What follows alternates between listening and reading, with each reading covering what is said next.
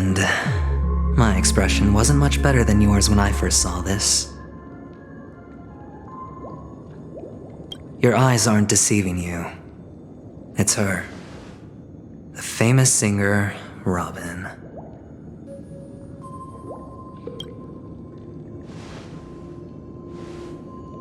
Well, first of all, can I just say that this had nothing to do with me?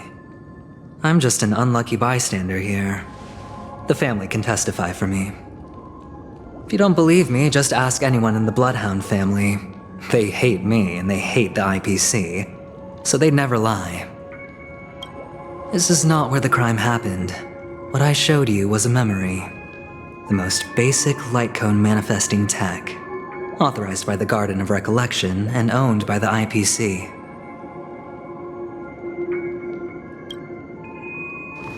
Did you really think the Galaxy Rangers were outsiders this whole time? Penacony has made a solemn commitment to protect the safety of anyone inside a family dream. Any person in distress will be forcibly awakened and safely returned to reality. What gives them the confidence to make such conclusive statements? Because behind this promise is the harmony. The family's Dreamweavers link up their minds together to construct an unbreakable defensive line.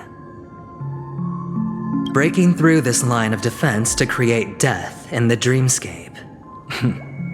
Not even a memo keeper could do that without the family's permission. Who could have done it, friend? The only one is her. The girl who calls herself a Galaxy Ranger. An imposter. An unsought guest. An emanator who hides her true identity. Ifrit's death was a foregone conclusion. And Robin?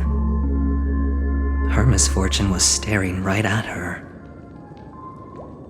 Who will be the next to die?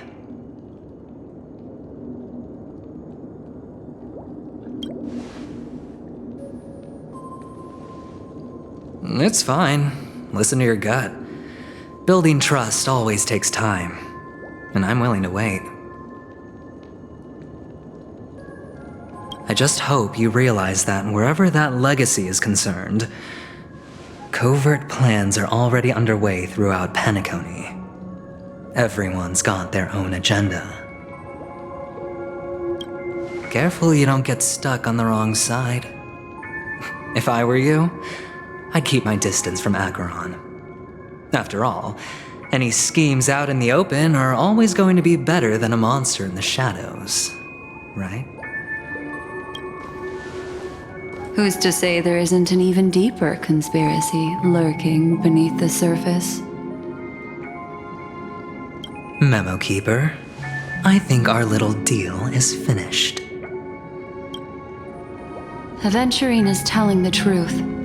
This memory is a real one, and there's no sign of any distortion grafting on.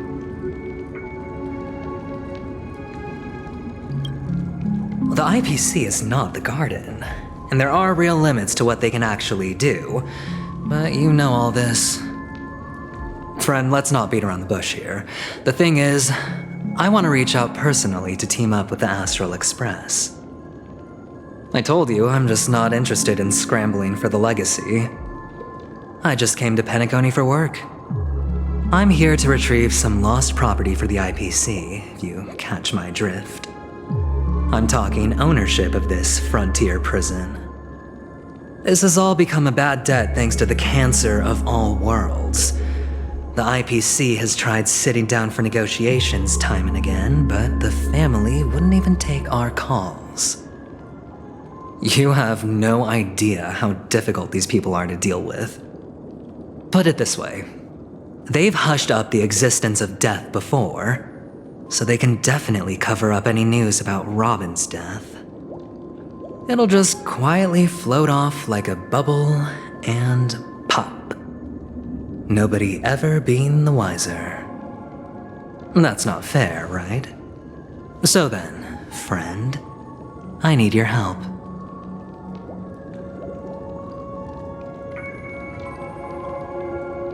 That's fine. I'm not forcing you. But I'm really not asking for much, so why don't you at least hear me out, okay? I have but only one goal. The family's front door is like a high wall, and to tear the whole thing down, I'll have to dig out a few chunks first. Once I find a weak point, the IPC will have plenty of means. Now we have our chance. So long as we can get to the truth behind her death, we can have justice for Robin. While also gaining a valuable bargaining chip for bringing the family to the table. Truly a once-in-a-blue-moon opportunity. I've been investigating and making lots of friends all over Penacony precisely for this very moment. This tragic news would be extremely bad for the family, so they'll be doing everything they can to stop it leaking, especially to the IPC. But I trust that there are still a few factions that remain exceptions, and that's why I need you all. The reputation of the Astral Express precedes you, and the Harmony will give you the fairest of appraisals. You get to find out really what happened and seek justice, and I get to put it toward completing my mission for the IPC. It's what you call a win-win situation.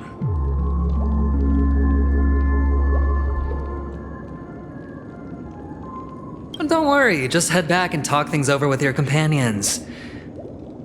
That navigator is really smart. She must understand the value of this deal. Look, here's my contact details. If you come to any conclusions, call me. Oh, and take this. A thorough investigation can always use a little more funding. Don't mention it. So long, friend. I really am looking forward to uncovering the truth about death with everyone. Aventurine just sauntered off. He really doesn't mean to force it, but something still seems off. What now? What are your plans? Black Swan. What is she thinking?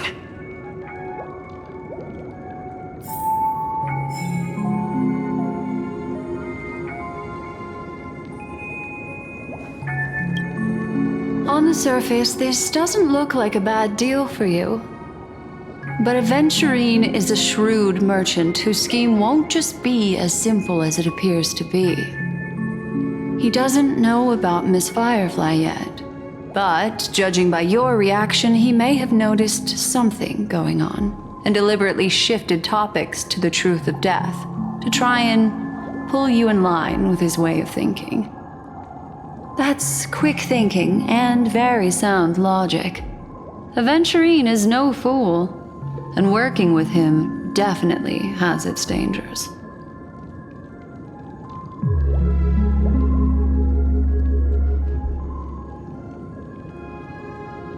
But you're talking about real evil. Anyway, be careful out there. There's more than one way to blaze a trail. In a dark forest beset by wolves, ensuring your own escape to safety should be your primary concern. As for the other questions...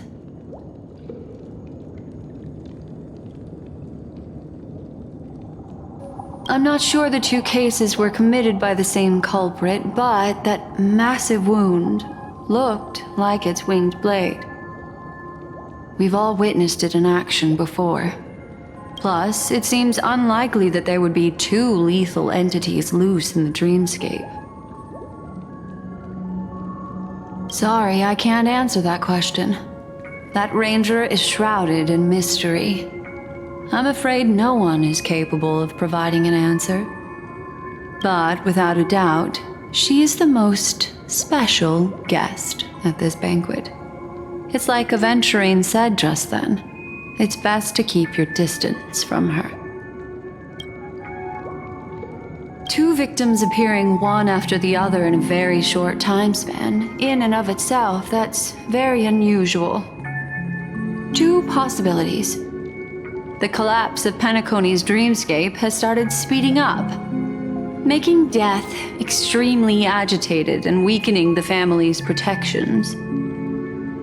Or everything has been planned out and executed by someone. If someone has chosen these victims deliberately, first a smuggler, then a family celebrity, then this murderer's motives are worth thoroughly chewing over.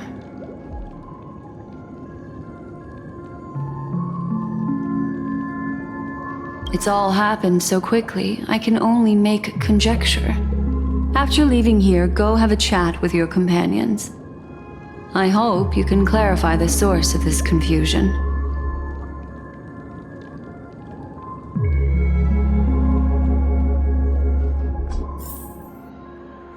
Come, this way. It's a short walk. Don't get lost.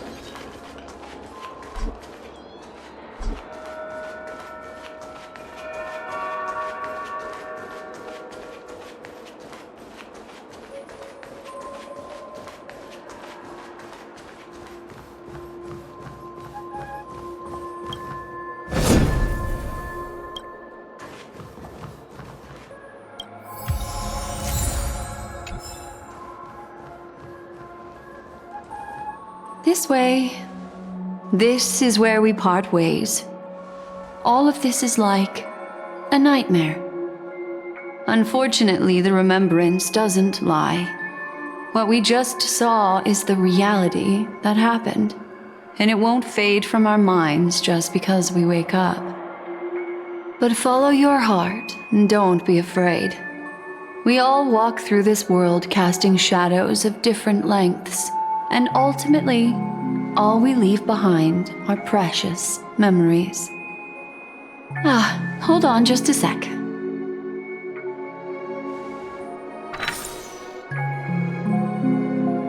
There you go, a small parting gift.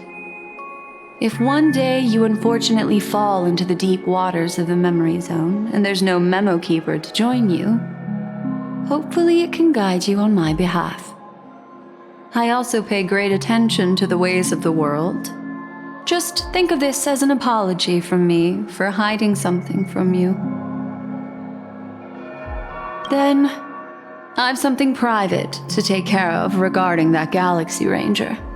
Let's leave things there, shall we? What fascinating memories will you bring for me next time we meet? I sincerely look forward to them.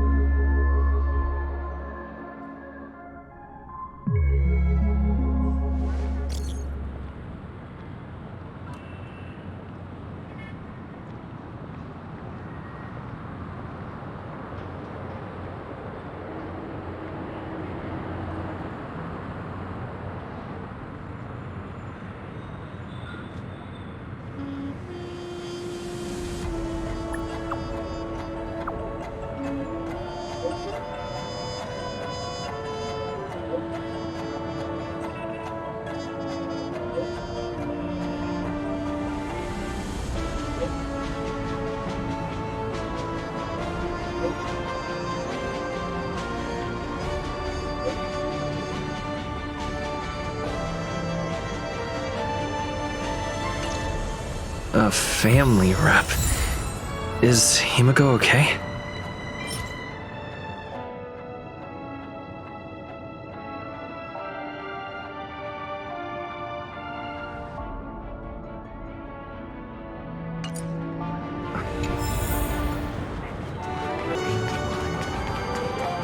So much has happened.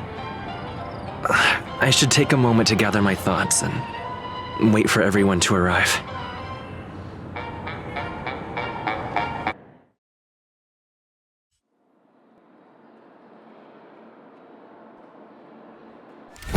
Better unsheath that blade now, Ranger.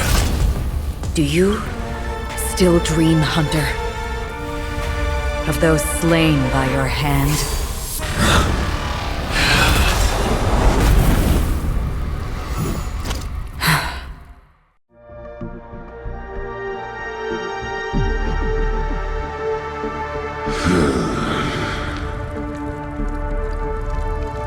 It appears the outcome has already been determined. We're still alive, as are you. You still have room to make a choice. Leave the music box behind, and then go. Choice. The bloody trail of the destruction leaves no room for hesitation. The Taurus Fire Demon. Even if you sacrifice your life for that eon, you won't get special treatment. Ranger, you tread the narrow path of the hunt. You could never understand. We come from the fire, and are born bathed in fire.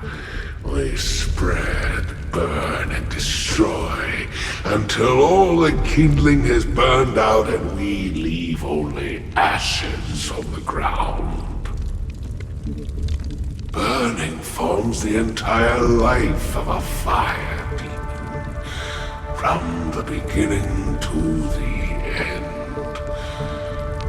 We are born to die, just to put into practice a profile of another universal truth. All things are created for the destruction. Your companions don't seem to think so. They fight for your chance at survival. They are my children, and just as I was, they are flames that have yet to burn white hot. They're still young, and I don't blame them. But my flames are faint, and time is running out. Can you see the planet of festivities in the distance? I plan to bring Purgatory with me there, and before that, I must surpass you. Why? Because on the path they have forged, you have traveled farther than I have. Emanator.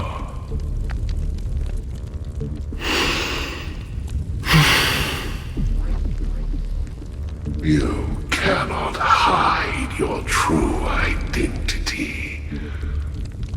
Draw that sword, for we shall indeed remain here, bound to fight a decisive battle to the death, for I choose this. Destruction is intense, but brief. To cravenly cling to life is to endure an endlessly prolonged existence. Even if the answer turns out to be your own destruction. What is important is not the answer, but that it exists, just as you exist. Everything exists to be destroyed. Emanators are no different. Just as even sweet dreams may be born of the void, the so-called impossible is merely something that has yet to happen.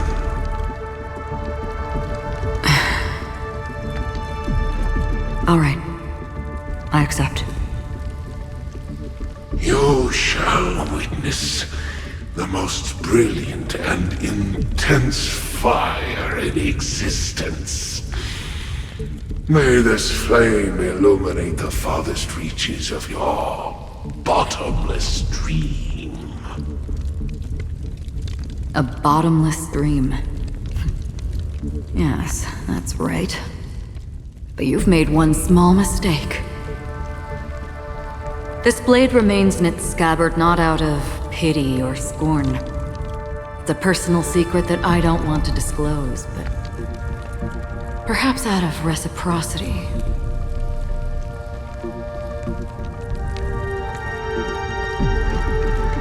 I'll reveal the truth to you. The hunt is not the path I truly follow. May death be the end of your boundless dream, guiding you back to the waking world.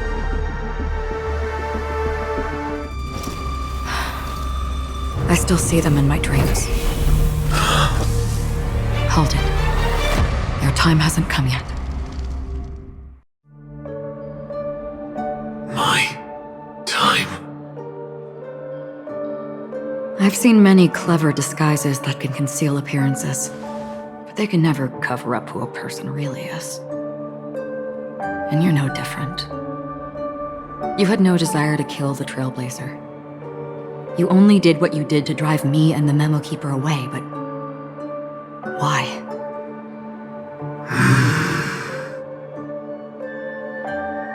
Did Destiny's slave make you do it?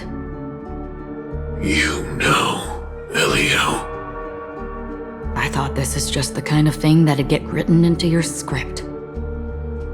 My script has always been brief. Other than that, anything beyond that is unnecessary. He knows my nature.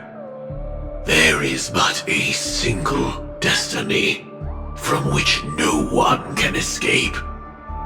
And until then, I hold the privilege of choice. However, you appear to be ignorant of this. So it's time for me to inquire. Who exactly are you? Not your enemy, perhaps. That's not what I asked. I don't deserve your curiosity. Loners wandering the cosmos always have their secrets. Take me. I'm wanted by the IPC, so it's little wonder that I know something about the Stellaron hunters. That's all. Maybe I can help. What reason would you have for doing that? I tend to forget things. Which is why, rather than memories, I'm accustomed to using my emotions to capture what I normally wouldn't otherwise. So, I know who is inside that cold armor. How about it? Ready to take off that armor and sit down for a talk?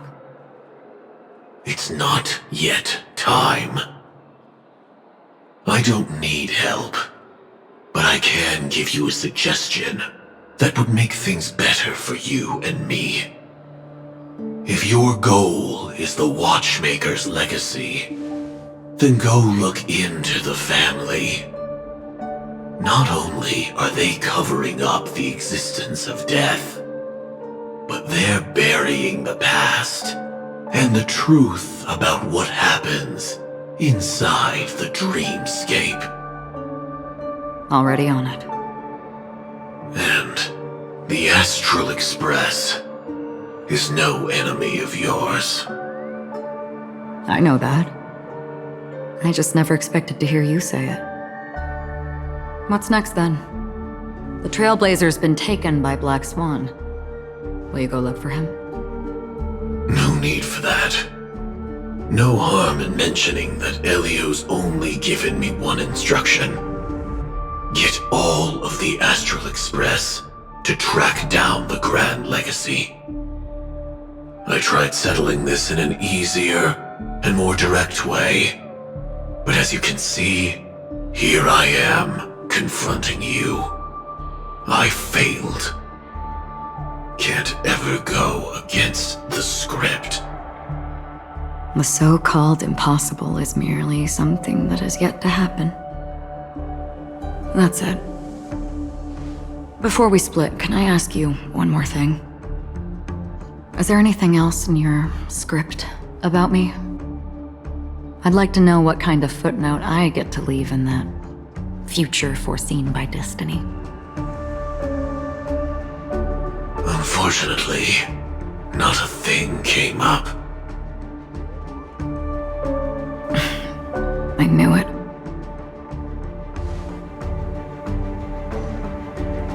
Hang on.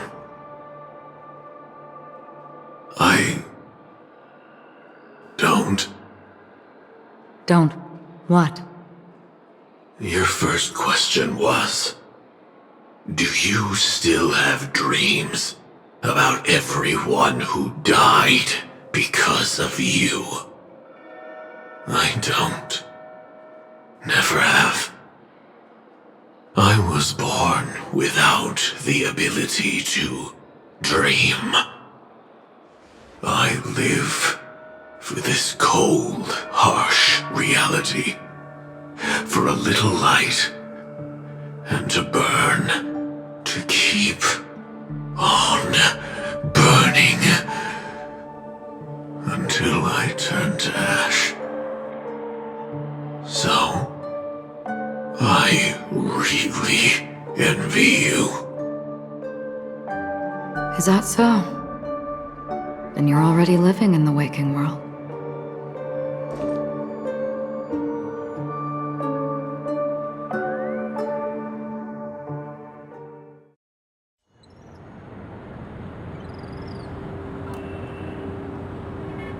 We heard about Miss Firefly from Black Swan, but we never expected Miss Robin to... I'm sorry that I couldn't be with you then. Reality cruises on in serenity, while undercurrents bubble up from the dreamscape. Just like that memo keeper said. Stay strong, everyone. We can still do what we can for them. Starting with finding the murderer. Let's recap everything then. The Trailblazer just reminded me of something. March, do you remember what that family rep who negotiated with us said? Indeed, we trust that the Nameless has nothing to do with this, and we also beg each of you to help assist the family in verifying the identity of the deceased. That's how it was put, in reference to Miss Firefly. Looking back, he seemed a little evasive at the time, and he also failed to mention anything about the earlier murder, too. The family's planning on covering up all news about Miss Robin's death. If news gets out, Penacony's going to turn into a bloodbath. But the murder that followed closely after was obviously beyond their anticipation. The family had to try and turn things to their advantage by bringing in reinforcements from outside. The Charmony Festival is nearly here. They must be snowed under. It may also be that Miss Firefly's murder had so many witnesses that it couldn't be covered up. So they went with the flow and let more people on the scene to control the situation. After all, the nature of the two murders is fundamentally different. The family's first protective measure should be against malicious actors among the guests, such as that IPC envoy.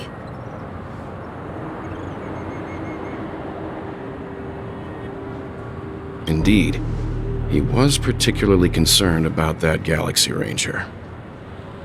Are we missing the forest for the trees here? I always felt that Aventurines' reasons for accusing Miss Acheron were highly subtle. Can we believe him? At this point, I'm afraid the only ones we can trust are ourselves. Look, let's try to gather intel first and then list all the possible outcomes we can. Then we go through them, eliminating contradictions one by one. The fewer facts remaining, the closer we are to the truth.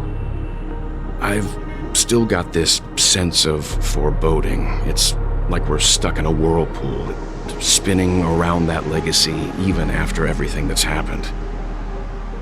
This time we're playing the role of a real detective. But before we start, what are we going to say to the family and Aventurine? As I see things, the family harbors no ill will towards the Astral Express.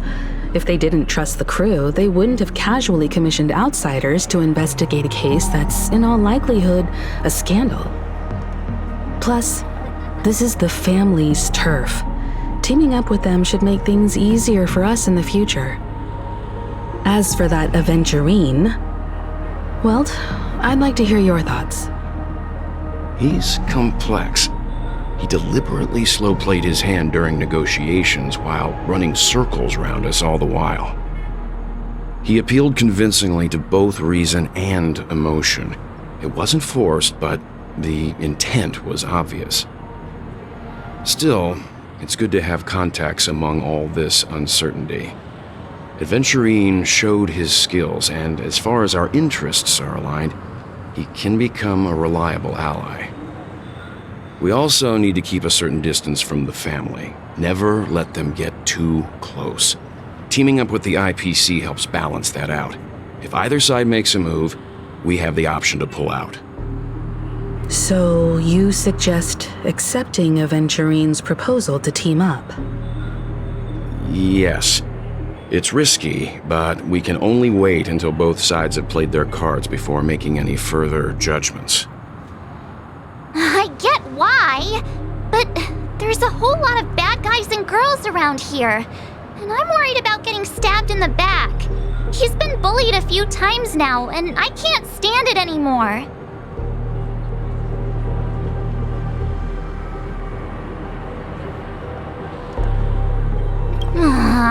You're like a broken record.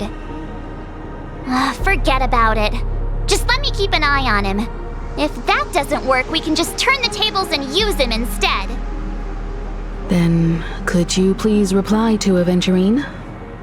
Everyone, take this time to put together your thoughts.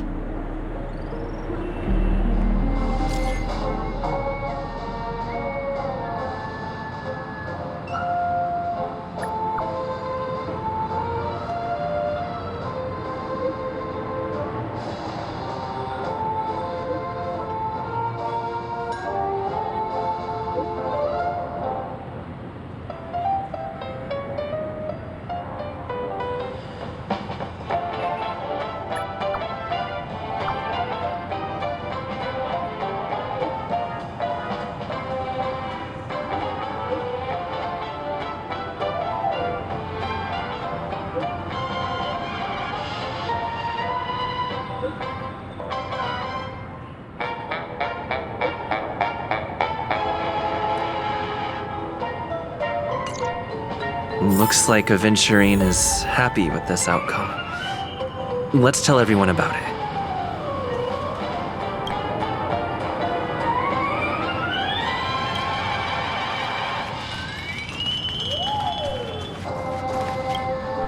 Aventurine's goal is to try and recapture Penacony for IPC. To do this, the existence of death will be covered up by the family.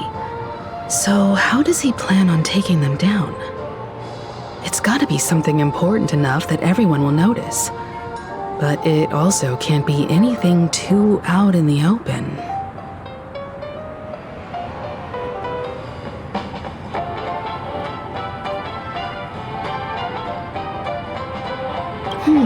I was also considering this possibility.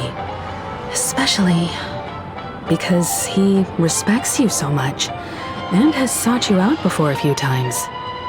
Perhaps he's also unsure of your intentions and is probing you. Aventurine has devoted considerable attention to her. But this Galaxy Ranger, we know hardly anything about her and can't rush to any conclusions.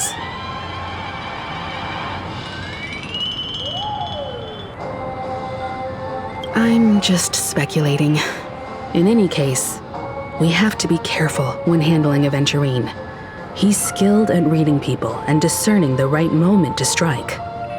Also, he's clearly a born gambler if he's willing to go all in to win.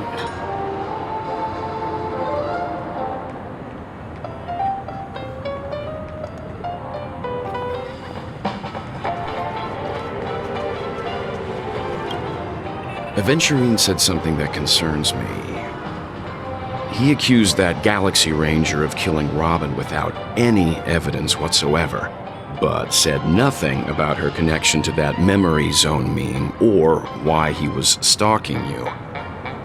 It was a groundless accusation, which only serves to make him seem more suspicious.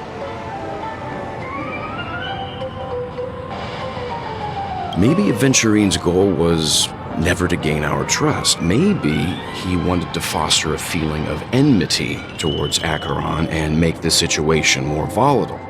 2 birds, 1 stone. However, I asked Don Hung back on the Express to confirm that story about the Annihilation Gang and the lost messages. It wasn't something that Aventurine made up out of thin air. You've met her many times now.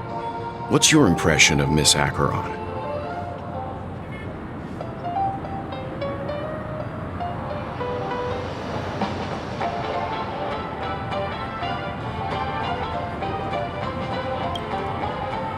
That fits the stereotype of a Galaxy Ranger to a T.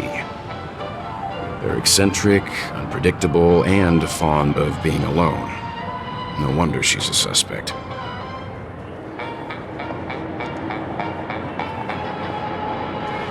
I really love Clocky. Checked off the list.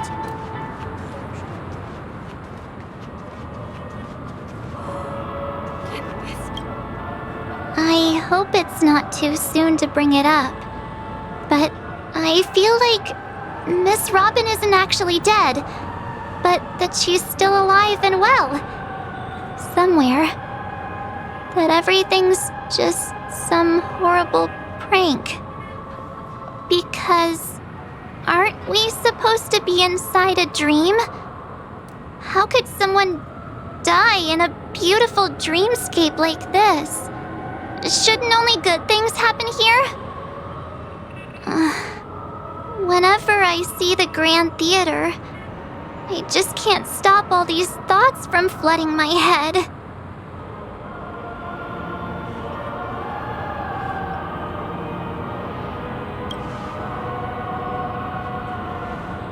Yeah, of course. At times like this, we're so lucky to have our crew. The family and the IPC. Everyone has their own plans going on. Everyone's still having a great time out there on the streets. Nobody knows what's happened. It's all so unreal. As if Firefly, Miss Robin, and us were all outsiders from another world. Aw, what a mess. I really want a nice cool drink of soda to help me calm down. But then I'd be just like everyone else out on the streets. Looks like Aventurine doesn't need anything else. Let's turn our attention to the family's assignment for now. Himiko, what do you think? Among our current clues, the 2 murders that he witnessed are the most directly connected. I suggest starting here. One thing I'm curious about is, if a person dies in a dream, what happens to them in real life? Seeing as we're at the family's behest, why not pop back out to reality and verify Miss Firefly's situation back at the hotel? Perhaps we could also make a few inquiries about her while out there. How about we split off into 2 groups? There are still some things worth focusing on inside the dreamscape.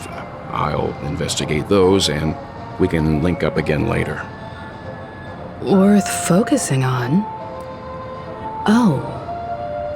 No problem. I'll leave it to you then. Huh? Aw, I thought I'd finally get to see Himiko and Mr. Yang go out on a mission together.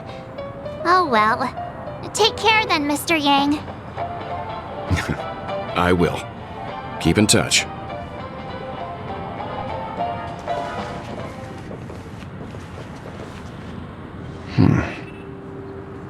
Honored guest, could you come out for a second?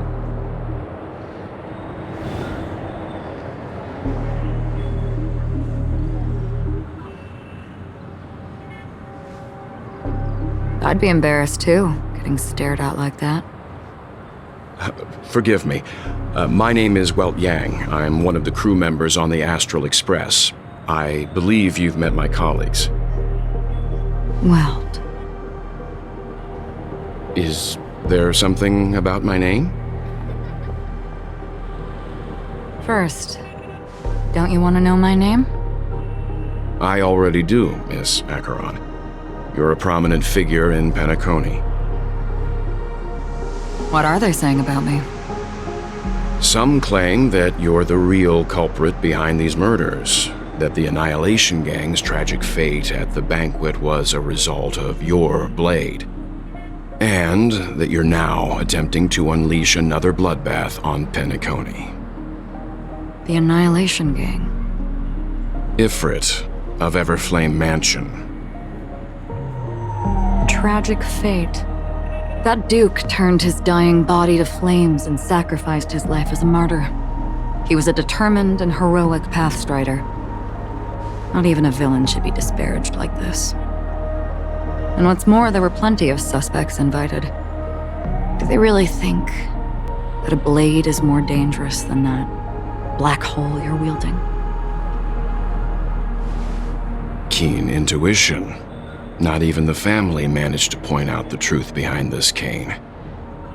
So you must surely know, Miss Acheron, that peering into a black hole is not a wise move. As a potential threat, your knowledge of us has reached uncomfortable depths. Reveal your true identity and intentions. Otherwise, brace yourself for gravitational disintegration. That shouldn't be necessary. But if it makes the Nameless feel less defensive, I'll be happy to abide. Believe it or not, Galaxy Ranger, Acheron, those are the names I go by to this very day. My trip to Penacony is solely to fulfill an old, final request. I'm here for the Watchmaker's legacy. And that's it. I think I've been honest enough. Still unwilling to reveal your true identity? It's not that I don't want to. It's just that I can't. I've come so far, and I can't sum up all of that in just a few words. Everyone has their own unspeakable past. Secrets that they don't want to be revealed. And I won't be asking any more questions, such as why the Astral Express is roaming around the cosmos with a Stellaron on board. Is he okay? That memo keeper didn't do anything, right? He's fine. Let's stick with the topic. Gaining my trust all depends on how much you're willing to reveal. I've run around many different Penacony dreamscapes just to try and find that legacy. And during this period, I came into contact with quite a few guests.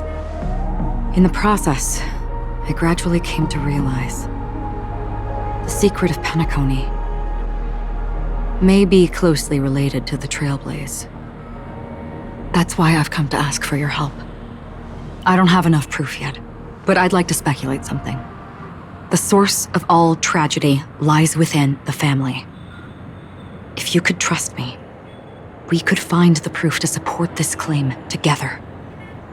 Mr. Yang, I think you've come to the same conclusion, haven't you?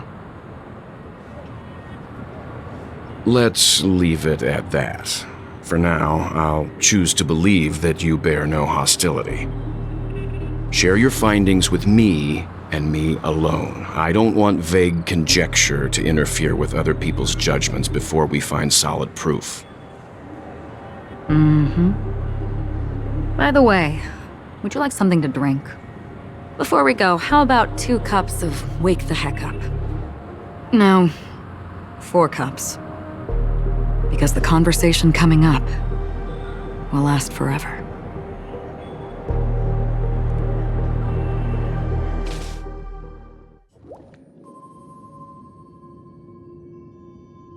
I've been watching her closely for a while now, and the first invitation was in the banquet hall of the hotel. She just sat in one corner, keeping silent, chugging down a couple cups of Wake the Heck Up. I told her it's a pungent, bitter beverage, not the taste of sweet dreams, only for people allergic to Soulglad. And she said, Really? But I don't taste any difference at all between them.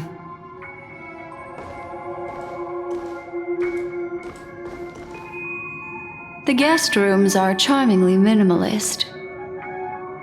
An aesthetic you share, Miss Acheron. It's a cinch. This music box. The invitation received by the Annihilation Gang. There are latent memories that linger on it yet. You see, memories of you are not yours alone. They travel in other people, other things. I know much, and I can predict even more. With some help, the dead can be made to speak. The Annihilation Gang, that band of desperados who all disappeared after meeting you. What exactly happened to them? Well, let me reveal all.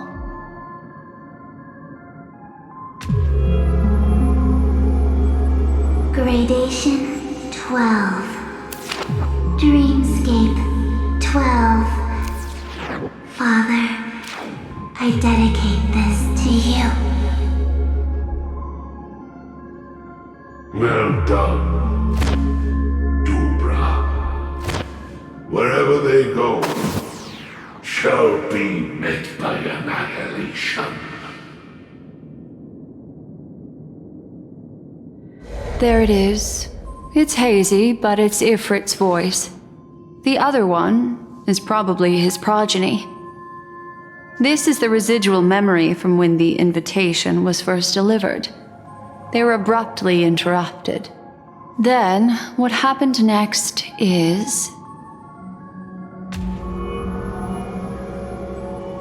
They sought refuge in a land of sleep, merely wishing for undisturbed rest, away from the storms. Children of the flame, this marks your rite of passage. She won't be necessary. I alone am enough.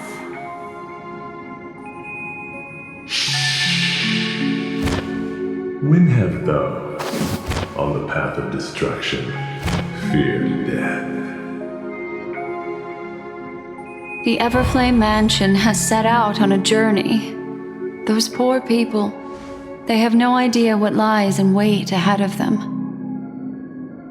Memory recovery is going well, but slowly. She'll be here soon, and time is short. There's nobody else here, so there's no need to be delicate. In fact, I think I'd better go all out.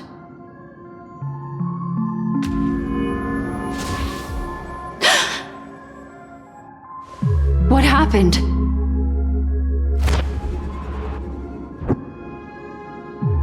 The memory after that is blank.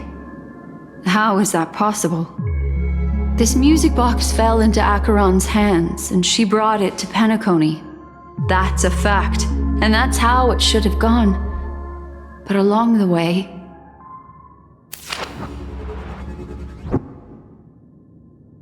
it's like it's been erased. Who's done this?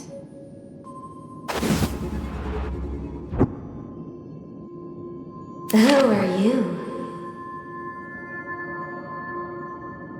Who are you? It's... no. Is this not a memory?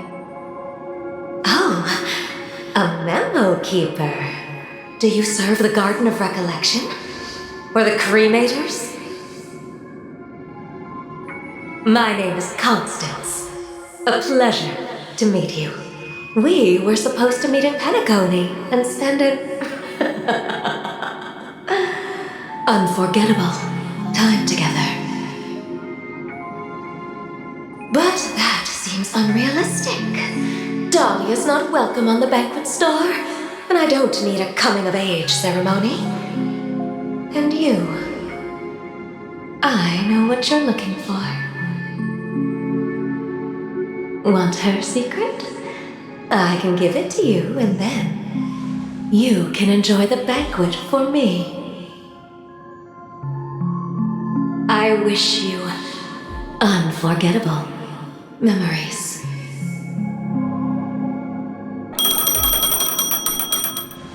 Oh. A phone. Wanna listen in?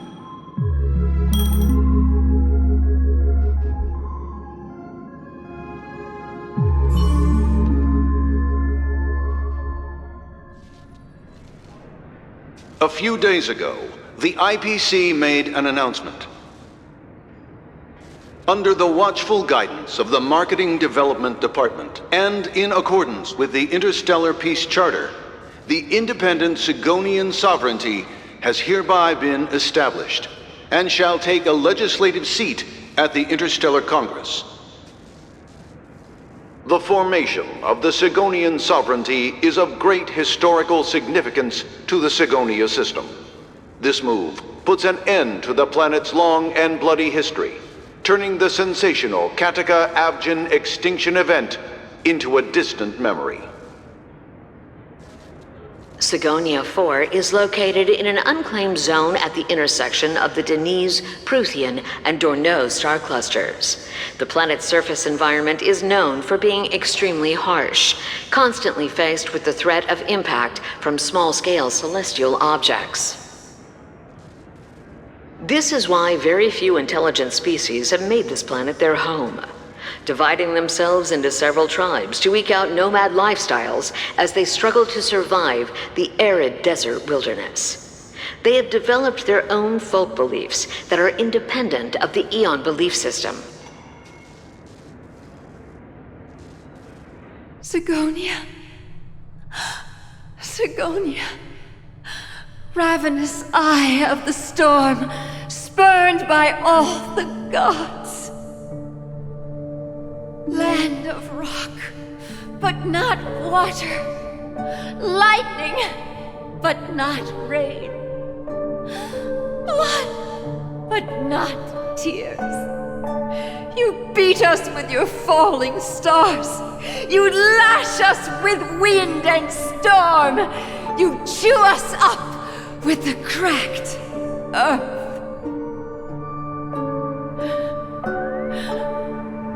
You promised us a land of honey, yet yoked us beneath a sword of bitterness. Oh, Gaiathra Triclops, if thou can hear me, please open up thy 3 eyes and gaze upon this child.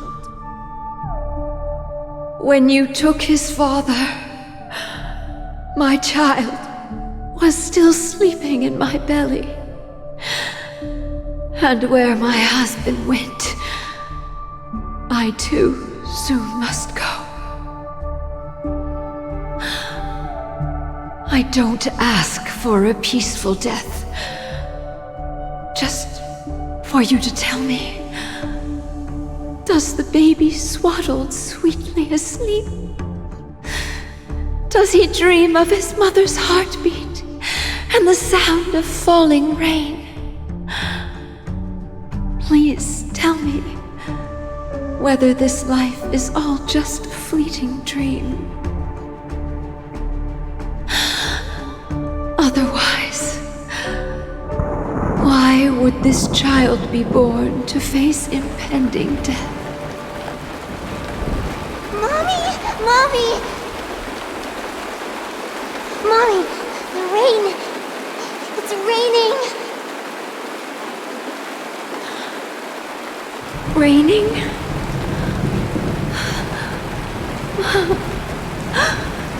Raining! It is raining! It's true! Those Outworlders weren't lying to us. They really did summon the rain. Mommy, we can leave here. We can go back home.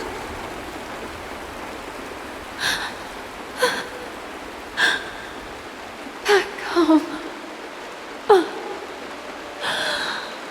Gaiathra Triclops. You came.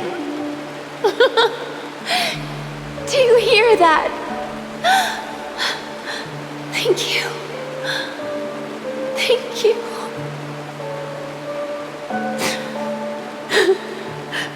Darling, listen.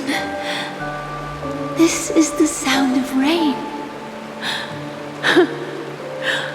On the day you were born, the sky also sent down a gift like this from Gayatra. Such a lucky child. Such a blessed child. Just like your name. A gift from them to Avgen. My boy.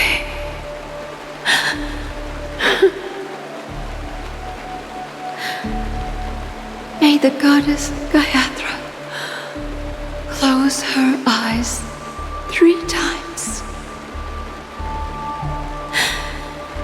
Keep your blood eternally pulsing.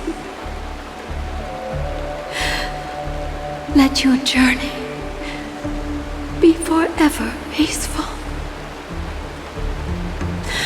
And your schemes forever concealed.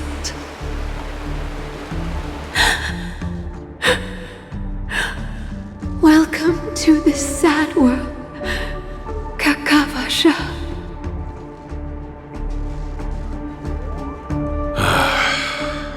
Time to wake up, gambler. Oh, heavens. I must have drunk too much Soul Glad. Didn't expect you to be back so soon. How is it? Find anything? Just as you guessed. Nobody outside knows about Robin's death. There aren't even baseless conspiracy theories. They're still streaming the rehearsal for her ceremony, using a stand-in, I guess. They must be dreaming. Of course. Who could imagine that death would actually descend upon the idyllic dream created by the family? Let alone that the victim would be the female lead of the Charmony Festival. To be honest with you, I didn't believe it. I even tested it a few times myself, until I discovered that I couldn't actually die. Whenever there's any danger, I'm forced awake by the dream pool, and it's all as if everything were just a nightmare. And that's why I'm convinced that there are a few big secrets lurking behind the scenes. Then you must have heard about the Memory Zone meme. When I graciously deigned to establish connections with the Oak family on your behalf, they were quite in a pitiful state of disarray. Besides Robin, there was another body. I don't know the exact details, just that it was a stowaway. 2 murder cases? I told you something seemed off about the Nameless. He must have come across the other one. This murderer is a psycho. But I have to admit, the case should be easy to crack. We can leverage the family's malfeasance and let the IPC use this as a reason to intervene. It's just that their trickery runs deeper than I thought. Robin's stand-in was all ready to go. These 2 murders are definitely getting hushed up. What should we do? Let me think. It's too rare an opportunity to miss out on, so I gotta be careful. Incredible, gambler. Have you already exhausted your limited repertoire of tricks so soon? There are plenty of chips, but it'd be best to choose carefully. The most straightforward has to be Robin. Remember? That masked fool once told me to find a mute as a friend. Robin is what she calls the mute. She has lost her voice, and while most people can't pick up on it, you and I cannot mistake that sound. Not produced by any voice box, but rather by the resonance of the harmony. If that girl hadn't gone hoarse from singing practice, there'd only be one possibility. Something was up with the family. Or Robin herself. To get to the bottom of this, I tried every way I could to meet her. But she died. Right before my very eyes. A complete and utter loss. Incidentally, it seems to have resulted in your rather undignified arrival on the interrogation stand. There were eyewitnesses at the scene, and the family, in their graciousness, has tentatively accepted your alibi. However, for the foreseeable future, you shall, regrettably, find yourself under the vigilant watch of the hounds. Well, things aren't looking too optimistic, Doctor. I'm starting to break out in a cold sweat. Do you reckon there's still any chance of a comeback, given how things are? A probability? Yes, it exists, but it verges on the infinitesimal. To phrase it in a manner more befitting the vernacular of Penacony, you're dreaming. But if you simply can't control yourself and want to try your hand, then there just so happens to be a suitable candidate. That man wants to see you again. Who? Sunday. Is this a public hearing or a private trial? If it were the former, it would hardly befit my stature to stoop to the role of a mere messenger. Fine. Oh, that's great. It's all great. You see, the dead can't talk, but the living can. Ratio, I'm convinced now that there must be something wrong inside the family. Oh, just you wait and see. That man's sister has died. He can't sit on his hands. Well, without any further ado, let's set off. Lead the way. The show is about to begin. We're here. The Dewlight Pavilion is the Oak family's fortress and a place where heads of the families meet to discuss great plans for Penacony. Fortress? I like this metaphor.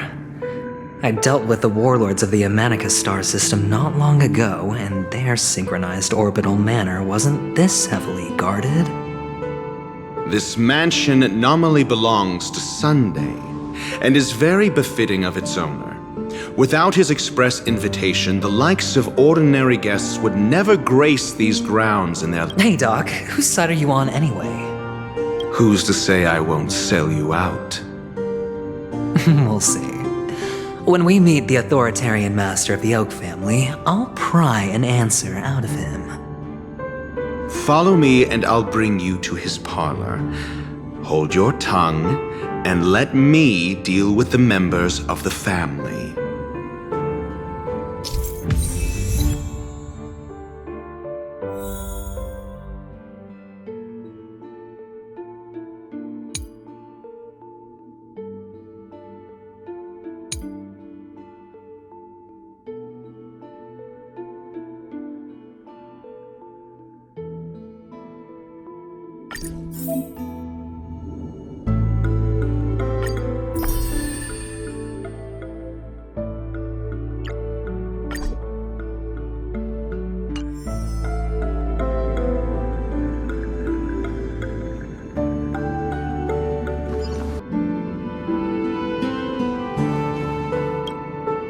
Hey, you two! That's a place of business. No entry!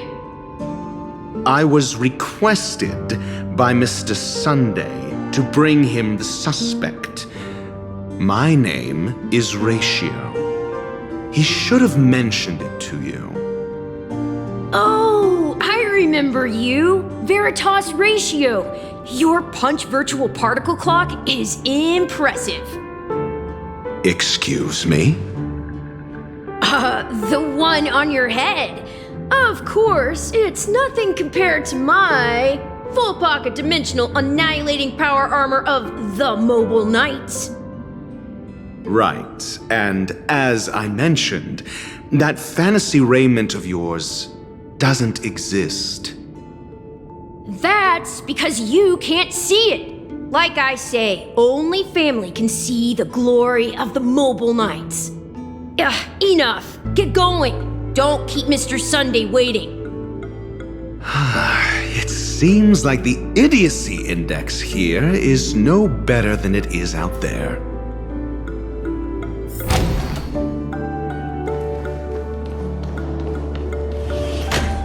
A dead end? The door is shut tight. Looks like we're on our own. I mean, there isn't a door. How did you get in before? For security reasons, the family built the administrative site deep in the dreamscape, with the mechanisms hidden in these nightingale statues. The direction of the statues can be controlled. On the previous occasion, an attendant named Kona had gone to the side room to verify something before setting the statues in the correct positions. Well, maybe we should do the same. Let's go and take a look. Of course, we can also use brute force.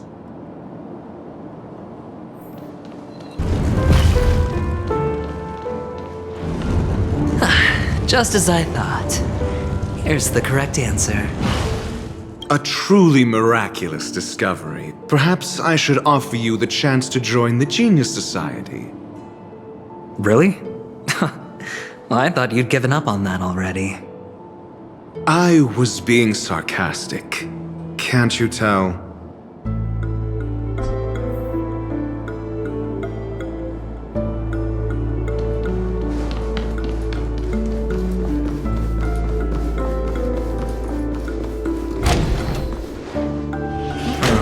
Impressive. So much for Mr. Sunday's reserved, virtuous image. Do you need me to remind you? We're in a dreamscape. No matter how grand the mansion looks, it'll not affect Penacony. Stop wasting your time nitpicking the family here. Yeah, you're right. The only way to destroy the family is death.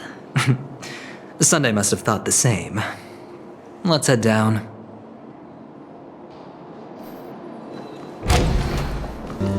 Sound windows.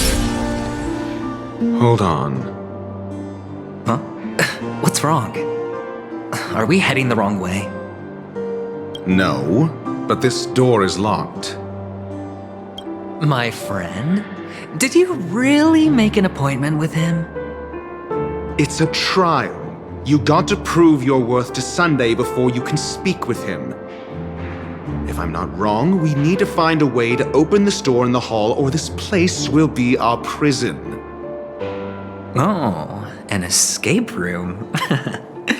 My favorite. Get serious. I've no time for games. Let's head back. The hint is probably in that prominent sandpit. Wow. That's an enormous sandpit. I'd love to build a tall building for myself, once I have enough savings.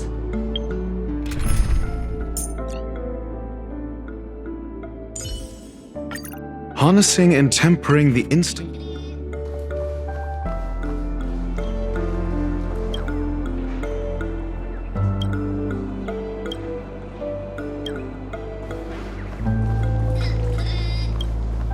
Oh, look. There's a noticeable gap in the model. I believe you're right. There wasn't a gap before. That man must have done it intentionally. Well, with your brilliant mind, you shouldn't have any trouble recalling what was here last time. Right, Doctor? Of course. Let's look around. When I see it, I will know it. Fine. Why do I feel that we're pursuing a degree in burglary now?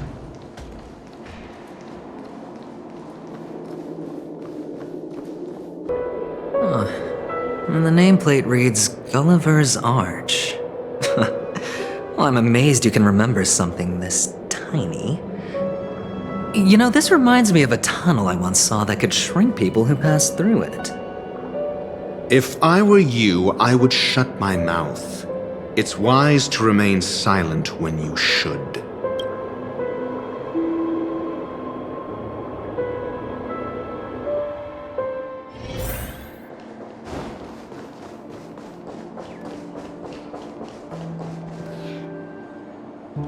Oh, this reminds me of one of those building toys. You know, with the blocks. I've never played with them before.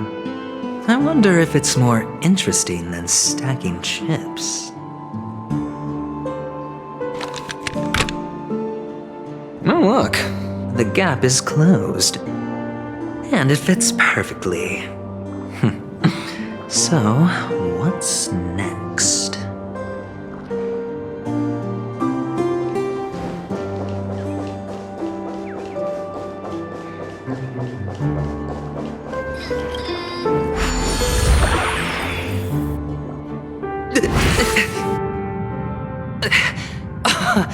Oh, good heavens. Did I drink? Am I still in a dream? Indeed. Oh, Doctor, you're huge. It's me! Down here! In the sand pit! Oh, actually, I think we could make this work for us. Just find a way to... Oh, fine. Let's find a way to open the door.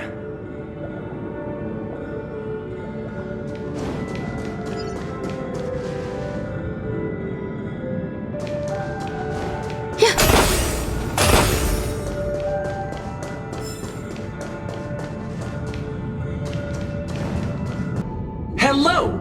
Welcome to the Golden Hour base model. I am an Oak Soldier.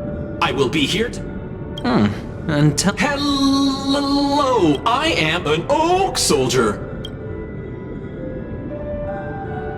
Model.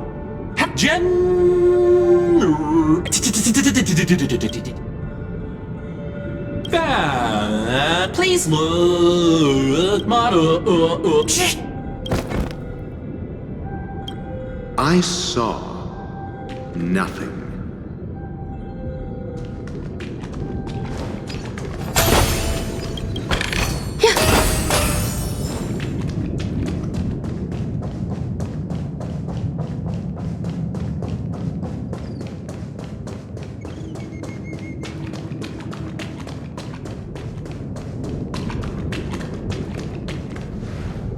Oh, capsule machine. There's no mechanism on the floor.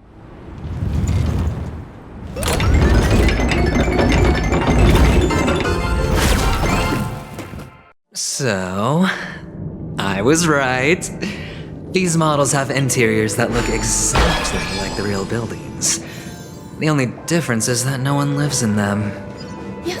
Funny that Sunday puts a miniature that makes him seem like a giant by comparison, right where he can see it first thing in the morning.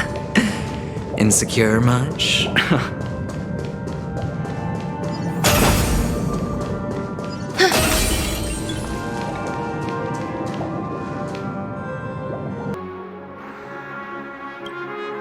We're carrying out our captain's orders. What do you want? We made a mistake last time, and we're working hard to rectify it now. We don't have time for anything else. Surveilling the IPC executive Topaz, ensuring that she stays put at the Reverie Hotel during her time on Penacony. We've got the right one this time. So that's it. They were the pair who were after Firefly at the time.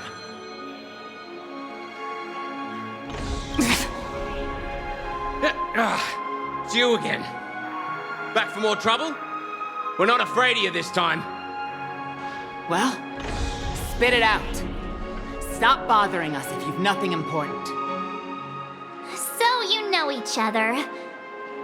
Why do you keep running into people you've beaten up before?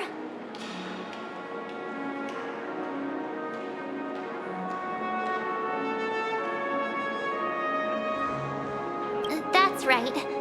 We're investigating a murder for the family. Can we speak to your captain about the case?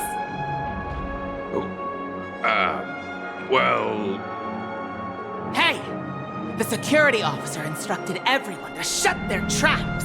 before he returned from Dream's Edge. What murder? You'd better stop spouting nonsense. Yeah, that's right. We have nothing to report. Please leave. Looks like they're not going to cooperate. But they did at least tell us that the captain is at Dream's Edge. Why don't we just look for the security officer then?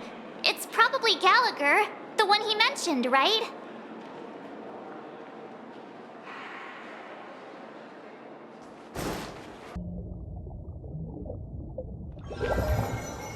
Such tight security. I bet they're stumped by the case as well. Gallagher. Gallagher. Where could he be?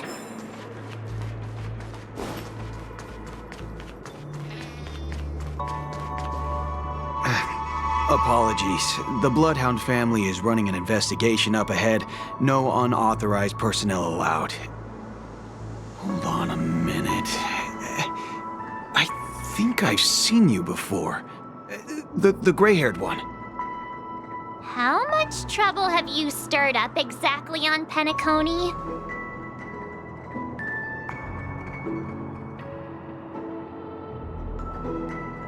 Not possible. It was you the last time, yelling about some clockwork friendship while beating me up with that silver-haired girl.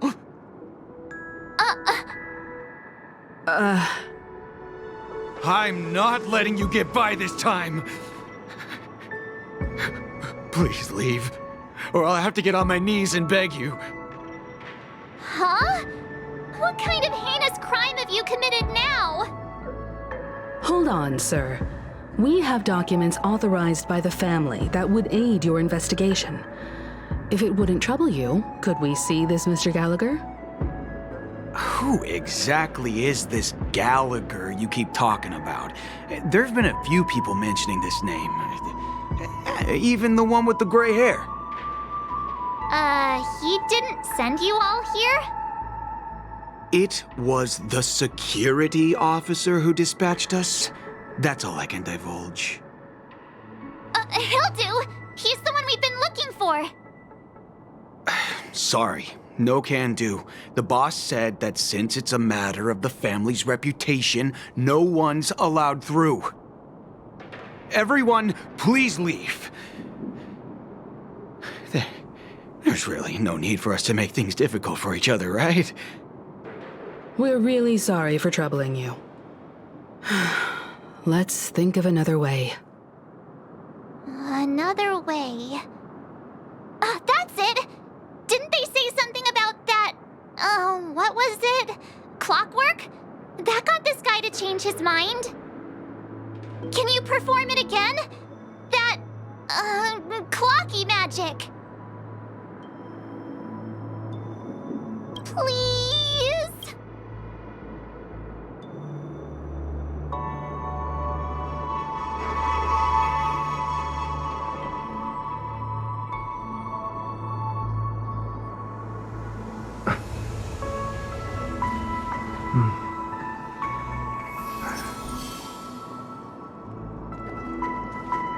Sorry, no can do. The boss, everyone, please.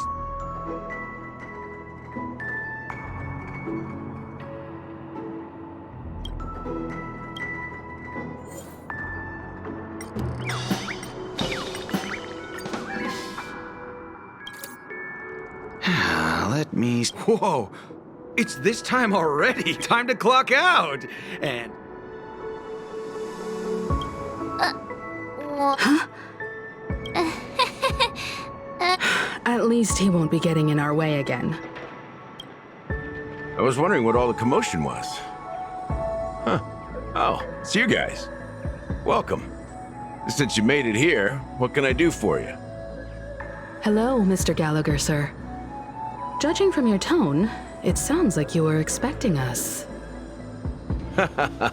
Miss Himiko, you're too polite. There's no need to call me sir. Mr. Gallagher, you even know my name. Of course I do. You folks are from the legendary Astral Express and honorable guests of the Watchmaker.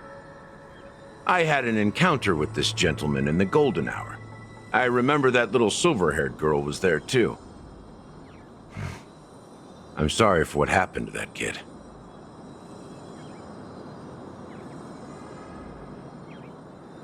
This is also the reason why we've come to visit you, Mr. Gallagher. The Express can't just overlook the death of that child. So we've decided to help the family get to the bottom of it, in the hopes of getting justice for her. The Nameless involved with the family. What an unpredictable twist of fate. Why? What's wrong with the family? It's nothing. On Penacony, everyone loves the family. No matter how much one resists the beautiful dream, when the time comes, they too will find it hard to let go. Who wants to leave a warm nest?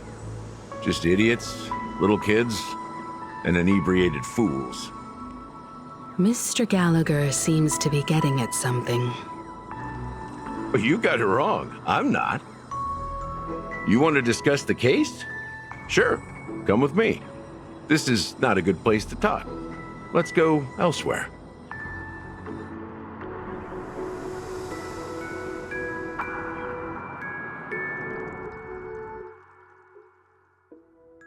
Even after that chilling tragedy, this dream is still running effortlessly.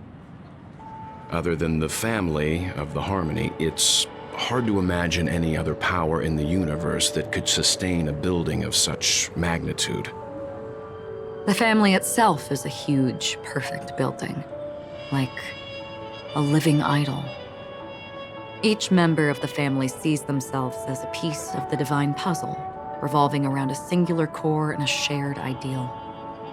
Under their command, they loyally fulfill their roles, offering themselves while also receiving sustenance in return. Interesting analogy. Perhaps that's why Penacony's beautiful dream has persisted for so long. But the human body has its limits, and so does the divine's. That doesn't sound like the kind of comment a Galaxy Ranger would make. Just pointing out the facts. Mr. Yang will definitely have a better sense of what's going on than I do. Why do you say that, Miss Acheron? The beautiful dream is crumbling. But not because of a particular eon, a particular faction, or a particular visitor. Its collapse stems from a certain inevitability of human nature. The family refuses to acknowledge this, and it has ultimately backfired and become a catalyst. As people immerse their souls in the dreamscape, where consequences and pain cease to exist, and only ease and pleasure prevail, they draw closer and closer to necrosis. Regardless of the perceived bliss, death looms as the inevitable conclusion. Also, this necrosis will diffuse and spread. One piece of the puzzle's mutation will eventually cause the entire building to shake, break, and crumble. In the end, the dreams that people built in the name of freedom became the cage that imprisoned them. I'm sure you've gained a lot from this trip, Miss Acheron. Are you willing to share your findings with me? Of course. That's if I remember.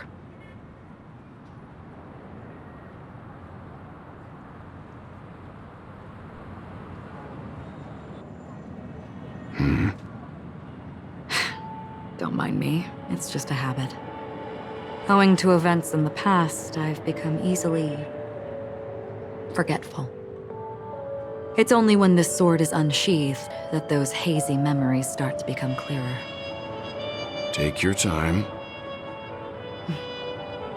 That should do it. I vividly remember everything that occurred on Penacony. Ask away. The moment of daybreak. I've heard that's where the Dawn Factory, which processes the foundation of the dreamscape, is located. Behind the dreamscape's song and dance stand many imagination factories. Workers create all kinds of whimsical works day in and day out in their dreams. Then they return to reality and sleep on a narrow bed in a room. A far cry from luxury. They say it will suffice. Experiencing the bizarre and motley dreamscape is the best reward. There, I encountered a young woman who had just come of age, the perfect time to indulge in beautiful dreams. Her greatest wish was to one day move to the golden hour and see the magnificent garments she had woven with her own hands. For certain reasons, her wish was difficult to fulfill. But I managed to bring her a garment. Gilded Hour. It's said to be Penacony's currency center. Yes. It is a fortress-like financial city, the economic heart of the dreamscape. The Pepeshi people of the Alfalfa family are there to keep it running, sending blood that is made from money everywhere on Penacony. Everyone there is exquisitely dressed and always in a hurry. The greatest wish of the local Pepeshi people is for their future generations to work in the Gilded Hour. I've never met anyone who is willing to talk. I could only stand at the crossroads, watching crowds of people hurrying like the wind through the jungle of steel, only to deposit the alfalfa credits that they'd earned into the bank's vault. I don't know if they would open the vault door, but before I left, I witnessed a well-dressed Pepeshi person plummet from the sky, while those around him continued on their way, unfazed. I hear the Blue Hour is very romantic. Do you have any tales to share? Perhaps Mr. Yang has heard. There is a large boat called the Eventide, anchored along the Sea of Dreams, where soft music and dancing persist endlessly every night. I ran into a wizened lady there. She was at the dock, waiting for her long-departed lover to return, waiting for countless hours within time that stood still. In the humid sea breeze, she spoke of her own youth. Like many who desired wealth and love, they came to Penacony to pursue their dreams. Alas, her lover's consciousness was lost in the dark depths of the Sea of Dreams. Finally, she suggested we continue our conversation on a boat in the shallows. I agreed and boarded the boat with her.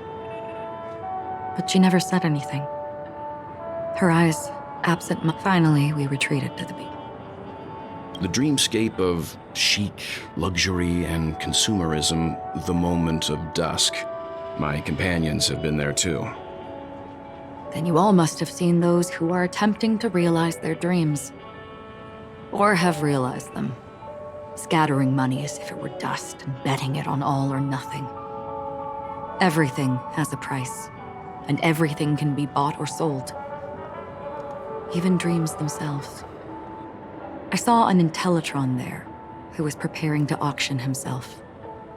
When someone wins a bid under stipulated periods and rules, he would do the buyer's every bidding, becoming that person's very possession. That Intellitron had been auctioned off 12 times, and I participated in his 13th. That was the grandest banquet I had ever attended. But never again did anyone cast another glance at him. This time around, there were no successful bids for him. This is what I've seen and heard along the way. Someone once said to me, Penacony wasn't like this a long time ago, nor should it be. I've traveled through the reality and dreamscape of the planet of festivities, watched the tides of night rise and fall when time stopped for people, where the spirits of the rich and impoverished remain forever fixed on their own scales. This is why I think the collapse of the beautiful dream is inevitable. There might be a way to change everything. Perhaps. But if this is indeed the world that people desire, if this is precisely why life chooses to slumber, should we still seek to change it?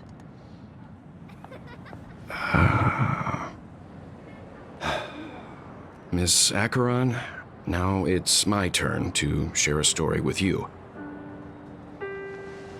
There was a man from my homeland who, at a time when the world was grappling with deep, unhealable pain, made a choice. He wove together the dreams of everyone in the world, linking people's dreamscapes, and shouldered this burden himself. From this, he created a giant, a spiritual atom.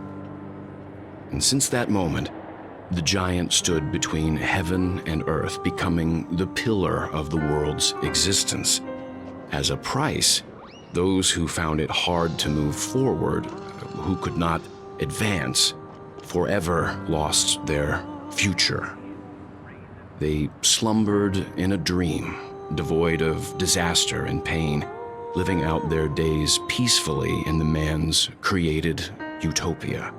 And it is because of the wishes of those people who wished not to awaken that this spiritual atom became unbreakable.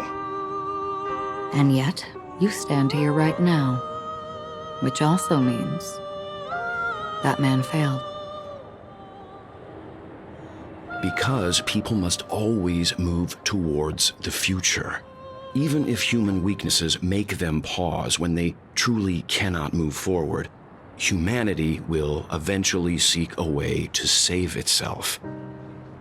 And that man, he was never a failure. Like everyone in that world, he etched the possibilities of human nature into his heart. He was the sun chaser of legend, soaring towards the sky and embracing his final victory with his fall. He ascended to heights uncharted, only to come face to face with the sun, a place not visited by anyone before. His wings would melt because of it, only for him to fall into the sea. And after that, countless others would surpass him, soaring to even greater heights. A fitting metaphor for the Nameless's trailblazing spirit. Thank you, Mr. Yang. I know what you wish to confirm. The universe has innumerable similar, yet different worlds. In these worlds, there are innumerable people who look alike, yet don't. I too have embarked on journeys, encountering old friends with familiar faces on different worlds, witnessing their destinies follow paths similar to mine. So I will tell you, even if not completely similar, the story you just told, it overlaps with my past, and within that abyssal dream, I ended that man's life. Alone.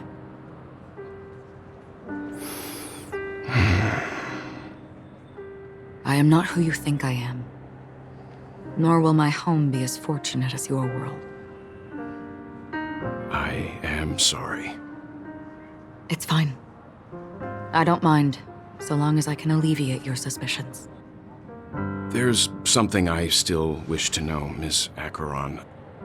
Under that representation of the hunt, exactly what sort of power is it that has motivated your solitary journey thus far? Mr. Yang, before answering that question, I wish to continue the previous topic. I like your analogy very much. Indeed, birds are born to fly. But in a distant past, their ancestors could only gaze at the sky in envy. They saw that faraway ray of light from above the heavens, piercing through the clouds and blanketing the earth.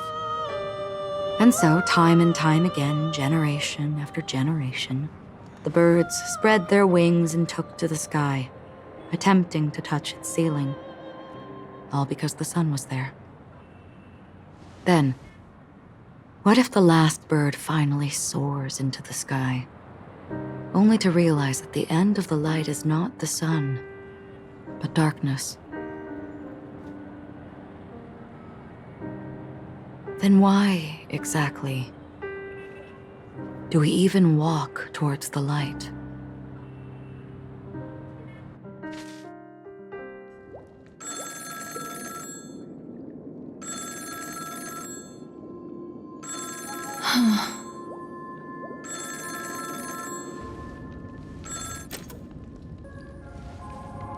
Long time no see. Having fun on Penacony? Acheron? This voice. It's not Constance. Could it be her companion? Though I don't know exactly what you are, or what you're up to, my bullets will find you. Until then, you best find a casket store on Penacony and ask the owner to reserve a good quality casket for you, imposter. Imposter? I see. She gave my whereabouts to someone who's tracking Archeron too. Who are you? Huh? Did I make a mistake? Who the heck are you? I'm the Garden of Recollection's memo keeper. Not bad. This is the kind of tough challenge I like. You that imposter's bodyguard? Never mind. It's fine. I'll leave a round for you. So get that forehead clean and wait for me. I don't know what you're talking about, but you know Acheron, the Galaxy Ranger, yes? I have something to ask you. Are you asking me to write your will? Sure. Go ahead.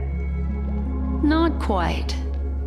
I only want to ask, how exactly did she become a Galaxy Ranger? She's clearly not a path strider of the hunt, but you are, aren't you? Tell me, what's Acheron's deal? Sure. Heck, never thought I'd come across an ally. What a stroke of luck. Well, I'll be on Penacony soon. Memo keeper, go buy a bottle of Asdana's white oak and warm it up, and I'll raise a glass to you. That lady's passed. Well, nobody knows. But if all you want is a simple answer, sure, you best get a chair and take a seat. That woman, named Acheron, is an emanator who should not exist.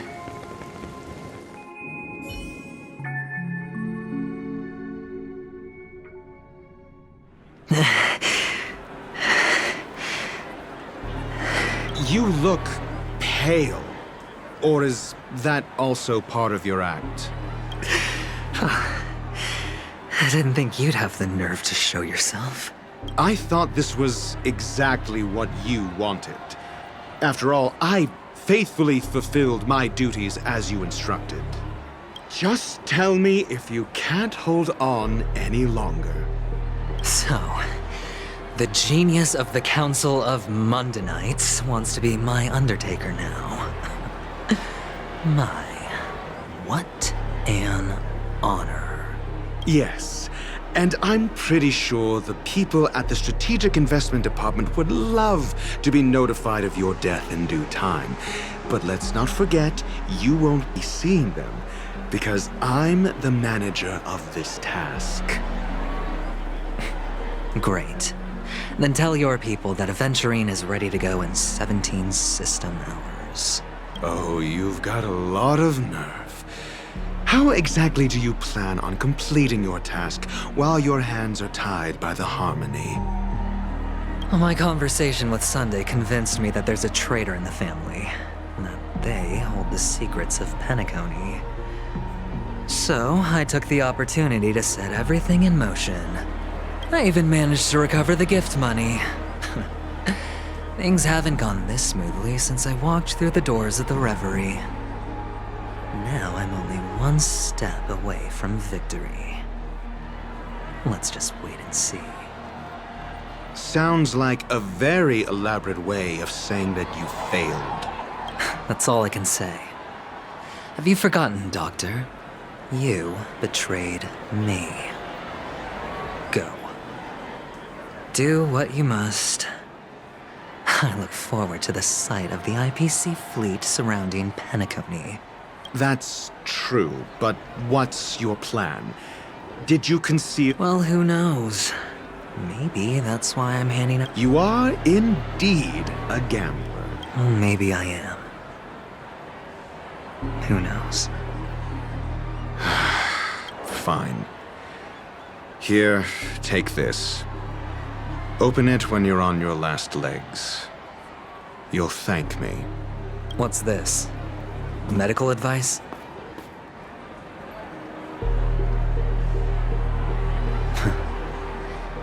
You catch on pretty fast, Doctor. Asking me to solve a case without giving a single clue. How typical of you, you wing-headed scoundrel. But the way you're all on edge about that stowaway, it's just as I guessed it would be. As for now, let the rain of wealth from the IPC fall evenly on everyone.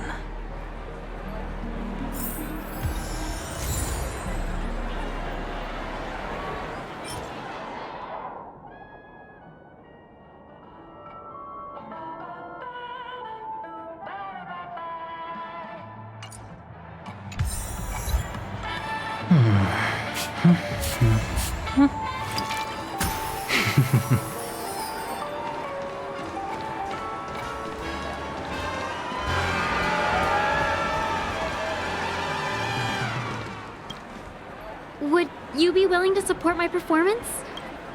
Wow, how fabulous! Well, you see... That's incredibly kind of you. Sure thing. Death?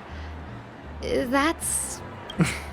Oh, you see, I'm a tabloid reporter collecting ghost stories in Penacony. Well, if you're up for some gossip, it's not about death, but there have been some rumors about it was like they were in some sort of coma.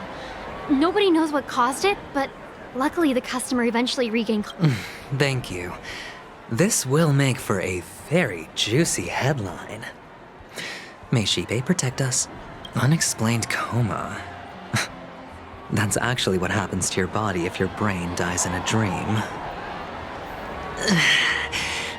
I can feel something inside my head. The world. You. Wait. I get it now. You youngsters are always looking for a quick way to get an audience. But you know what? A great show will start soon, old man. But before that, I need to... Ah, I see. Another fearless youngster looking for death? Not even remotely innovative. I bought it from Doc. The effects were awful. First, some monster covered in eyes stabs you in the gut. And then all you see are blurry glimpses of... Is that... Yeah, what else can you expect? Don't put too much stock in the Penacony movie and... What a joke. What, a monster covered in eyes? That sounds like the Memory Zone meme. But buildings and lights...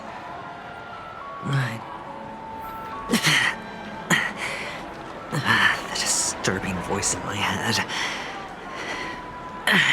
It's getting closer. Take care, my friend. If you ever find yourself in danger, remember that the hounds are always ready to help.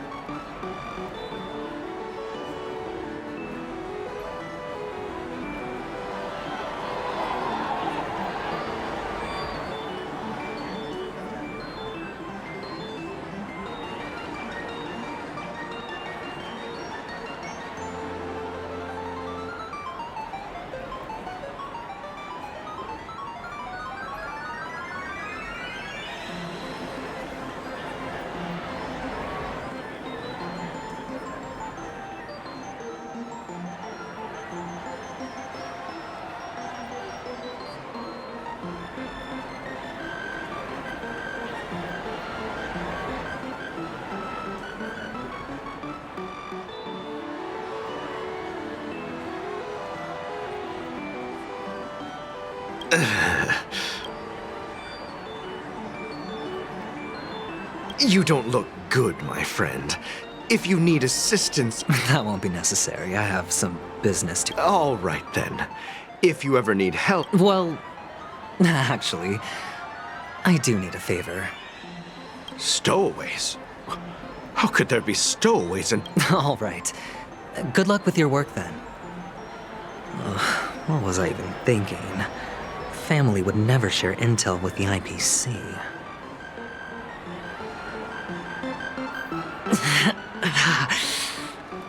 Does everyone have to go through so much torment before joining the family? Darn it. Now I just want to dig out my brain and use it as evidence.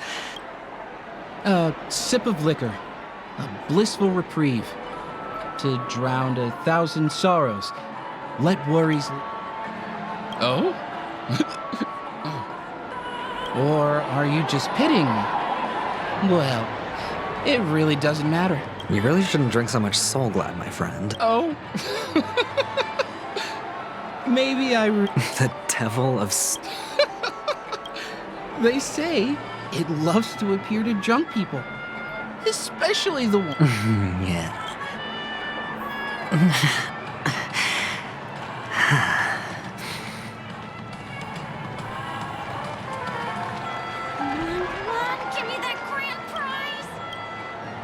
You want to talk to me? Sure, but nothing too sensitive, okay? Huh. Wealthy people have fancy ways to enjoy this dream. But to be honest... So, are you trying to be the prince from the tale? Handing out his gold leaf garment and melting his lead heart in the fire? I'm flattered.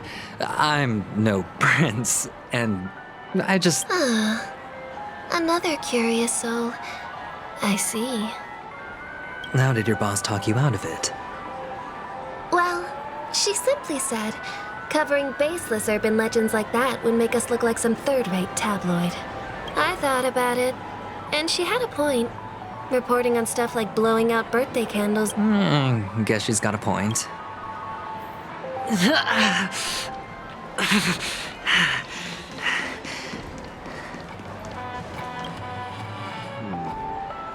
Were you wanting to talk to me?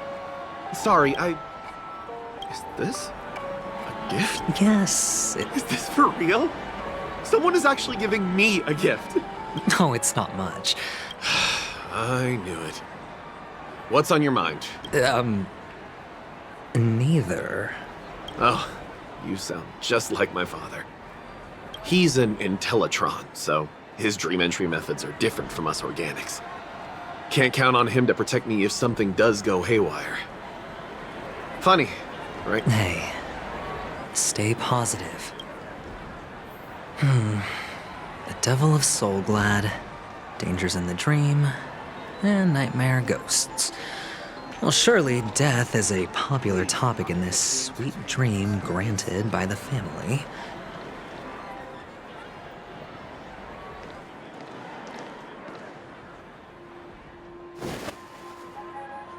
Remember what I said.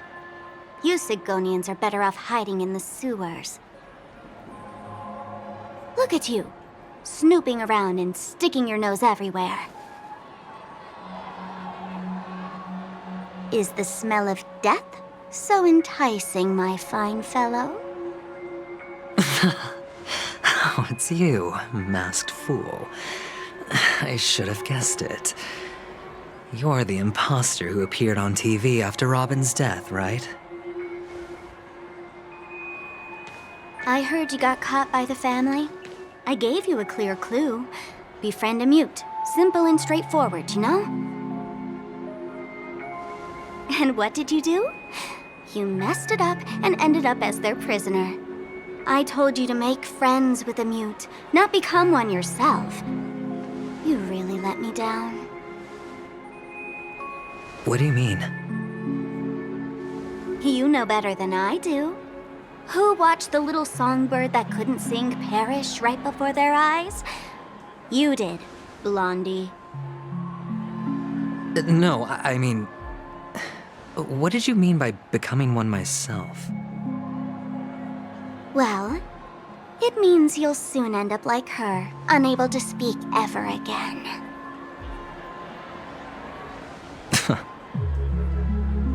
But it's a good thing if you ask me, because... Because I'm getting closer to the truth, right? Oh? Why else do you think I'm handing out cheap trinkets all over the streets, fool? All part of the act. Fool's bait. The more pathetic I seem, the more likely you'll come sniffing around. So, now that I've drawn you out, will you reward me with an answer for my efforts? Why should I help you? Don't you want to see Penacony descend into chaos? Well, I can make that happen. I just need an answer to one question. Back then, when you asked me to find a mute, did you really mean Robin?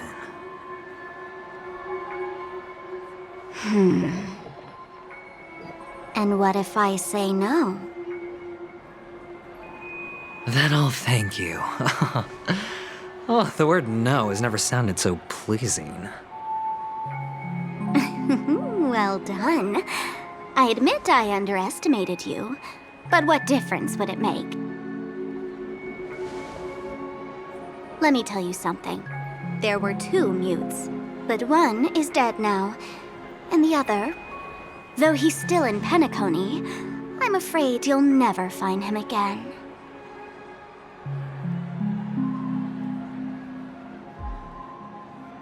Now I'm completely sure that I was on the right track from the beginning and never strayed, fool. Right now, there are only 2 things missing from my grasp: the meaning behind the truth and the means to expose it.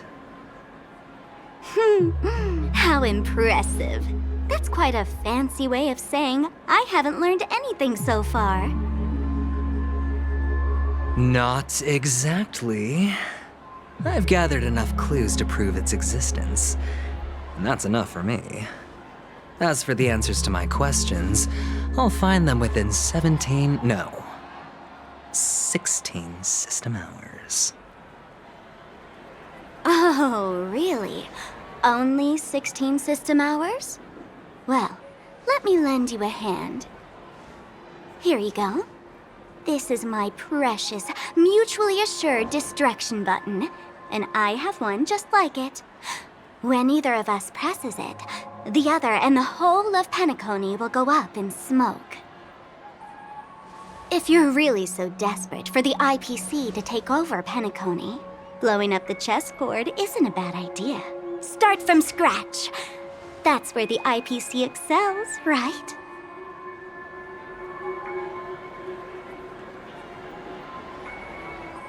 Just press the button when you're at your wit's end. And of course, feel free to reach out to me for my hospice care, too.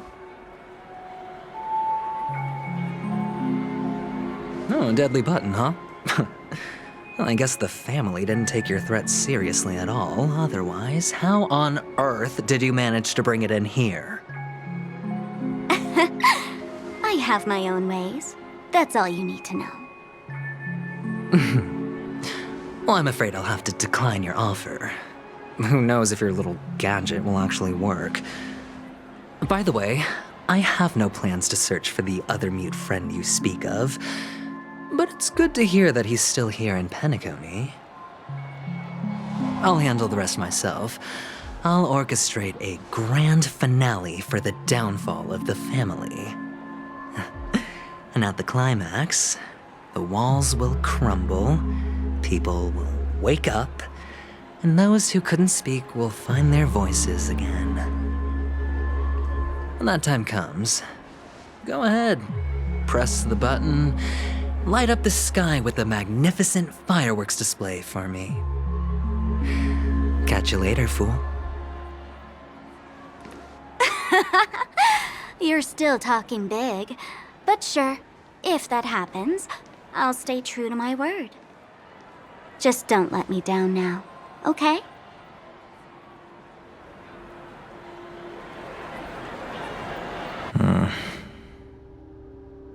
So, number 35.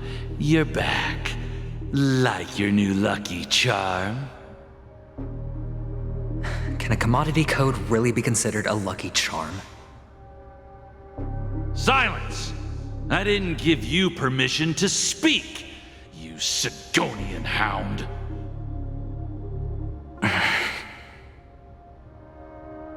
The guys in black didn't say much, so I've no idea what you did to save your skin in that massacre back in the day. But I figured you must have had good luck, so I bought you. From now on, you and your good luck are my assets. Are we clear? Your first task is simple. In addition to you, I've purchased 34 other slaves. Go and play a game with them. You came out alive after 2 days. It proves that you are the real deal. You're insane. Testing out if you're a good product. Aren't you worried that the money you spent on me will go to waste? I've got stacks on stacks, Blondie. The slave market is never short of self-righteous brats like you. But you look good, and that's why many customers are betting their fortunes on a scrawny brat like you. So go along now, and don't let your master down.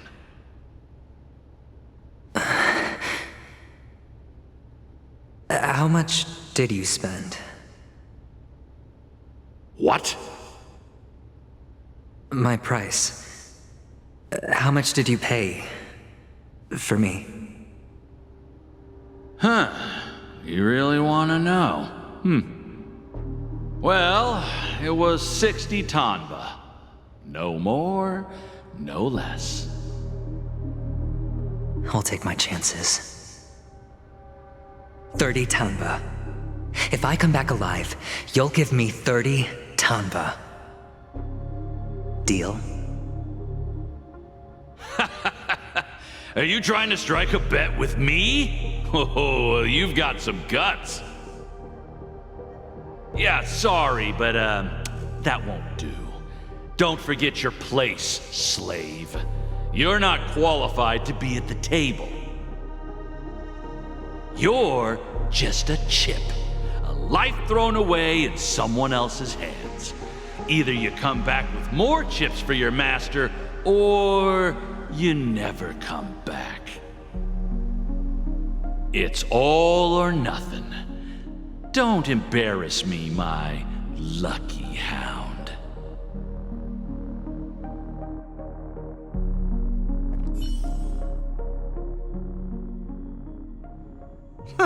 What brings you here, Gallagher? Some friends from the old days. Do you have a moment to spare, Siobhan? Oh, I have the whole day to spare. Ladies and gentlemen, welcome to Dream Jolt Hostelry. This bar offers a wide variety of drinks, but we draw the line at Soul Glad. Why settle for ordinary when you can experience extraordinary? We're dedicated to serving up nothing but pure joy and laughter. What would you like to drink? I'll whip it up for you. Oh, look! A lady as cool as Serval! Who's Serval? Will you, introduce me to her? Huh? Oops. She's heard us. Just spare them, my esteemed bartender. I'll take over the bar today. I'm getting up there in age, and I need some practice before I forget the skills that used to put food on my table. Where did you stash the ingredients? They're all under the counter. Since our guests have traveled from afar... That's exactly what I had in mind. Hey, the discussion might take quite some time. So... In the bar? Why, we're in a dream, my lovely lady. You can help yourself to anything if you wish for it. Comfort, hunger, confusion, or... Oh, did you hear that? Even in reality, mixing drinks is more than just throwing ingredients together. A bartender needs to capture the bar's Only then can a perfect drink crafted with a customer's life... In other words, what you get from your drink is down to luck. So don't overthink it. Indecisiveness has no place when it comes to enjoyment.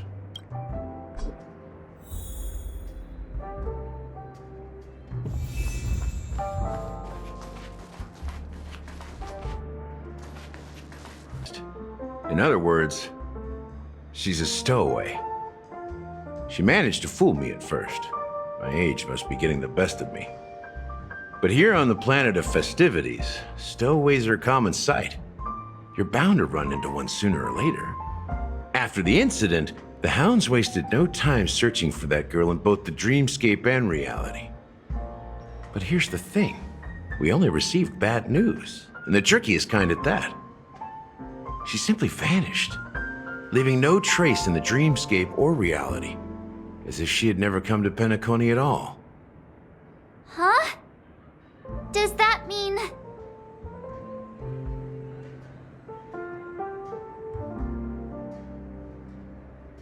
Different? Are you suggesting that girl wasn't actually killed? Come on, aren't you a witness in this case? Let me be frank. This case, actually, is unlike anything the Bloodhound family has dealt with before. Dealt with before? So, death does happen in Penacony, if I understand correctly. You've witnessed it, so there's no need to hide. Even the shiniest city has its dark side. We're all adults here. Surely I don't need to explain too much to you. Confronting the family based on that alone would be naive. Death may occur in sweet dreams. So what? Such events are highly unlikely and only affect a tiny number of people. If you really want to delve deeper into this case, you need to understand the true problem with the family. I guess it's time to tell the story of that Mikhail. You're very perceptive. The Astral Express has received that music box too, right? Do you know the secrets it holds? There's a message. Witness the impossible in the realm of dreams. Find the legacy of the Watchmaker, father of Penacony, and thus the answer to the question, why does life slumber? That's the exact wording. Hey, why are you laughing? Wait, did you write it? It's quite poetic. No, but I'm the officer in charge of this case, so how could I not know? I'm sure you must have noticed that this message didn't come from the family. You might have even guessed that the relationship between the family and the Watchmaker isn't as close as it seems. That's just our speculation. Actually, it's hard to believe that the father of Penacony and its actual managers are at odds. Now I can assure you that your speculation is absolutely correct. The family has considered the Watchmaker an enemy for a long time, but the hounds haven't been able to track him down, as he seems to be living only in the characters and stories he created. Let me ask you a question.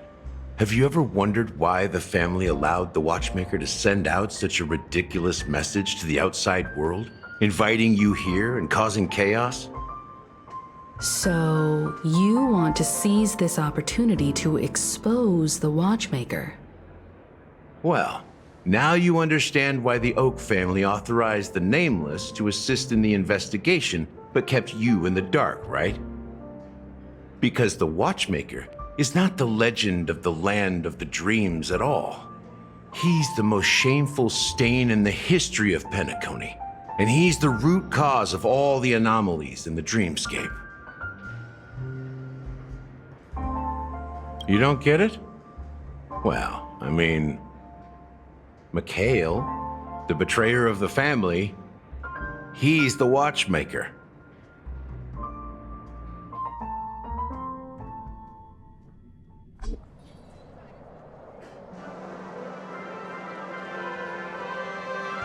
Here we are, Clock Studios Theme Park, the most popular entertainment center in Penacony. Wait, aren't we supposed to be discussing the Watchmaker? I would have expected you to take us to maybe a library or an archive room of sorts. But an amusement park? The culture of a city reflects its history in the most authentic way. To you, it's a fun place. But to me, it's a prison for the planet's past. You know that Penacony used to be the IPC's prison planet, right? All the prisoners were brought here, helping the Garden of Recollection salvage the leaking memoria from the macro void. The prolonged exposure to high concentrations of memoria caused a unique phenomenon. The dreams of countless prisoners intersected and overlapped, and people started meeting each other in their dreams, living lives that were almost identical to reality. But everything has a price, and sweet dreams are no exception. In the end, the dream world was unable to alleviate the suffering of prisoners in reality. One of the prisoners broke free from the IPC shackles and fought for freedom. He is Hanu, the great leader of Dreamville, the great peacemaker, and the faithful companion of the underdogs.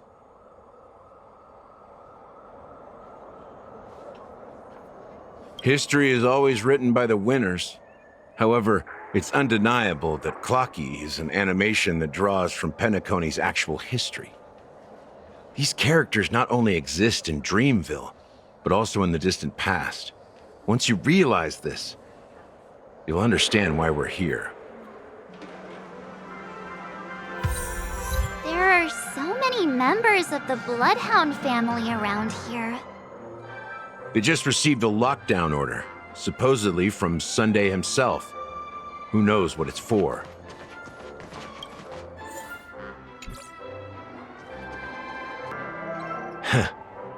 So many of them. I've never seen anything like this, even when they're tracking down suspects.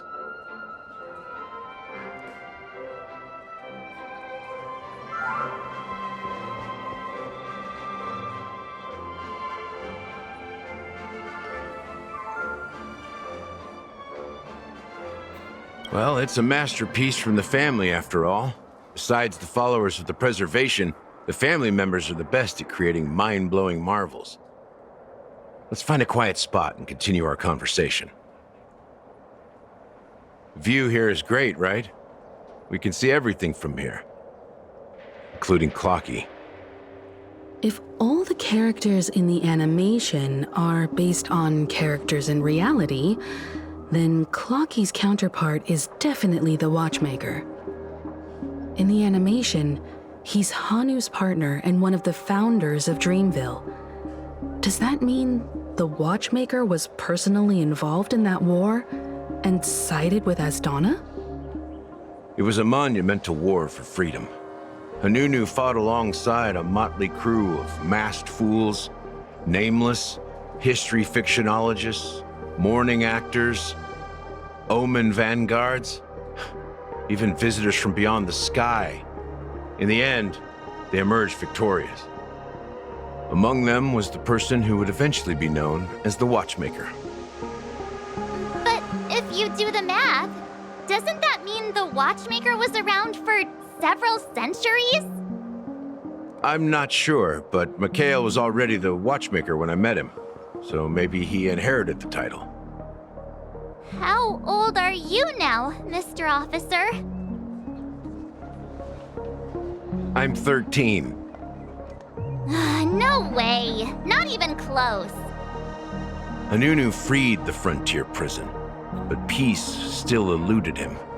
With limited resources, threats from the outside world, and internal conflicts between major prison districts, the future of Asdana was uncertain.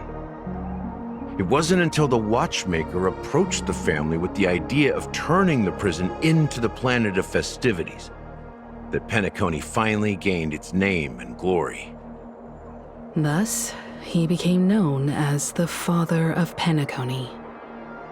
But didn't you say the Watchmaker betrayed the family? And you said you were his companion, so that means you... No. I'm not his companion, but rather one of his many children. But I am indeed a traitor. Not to the family, but to Mikhail. What did you do? I did nothing. And that's the worst betrayal of all. Just like you, I had close companions. We dedicated ourselves to Penacony. But the Oak family, they set us up. Mikhail was too old to protect his children anymore. So we left the family to find our own path.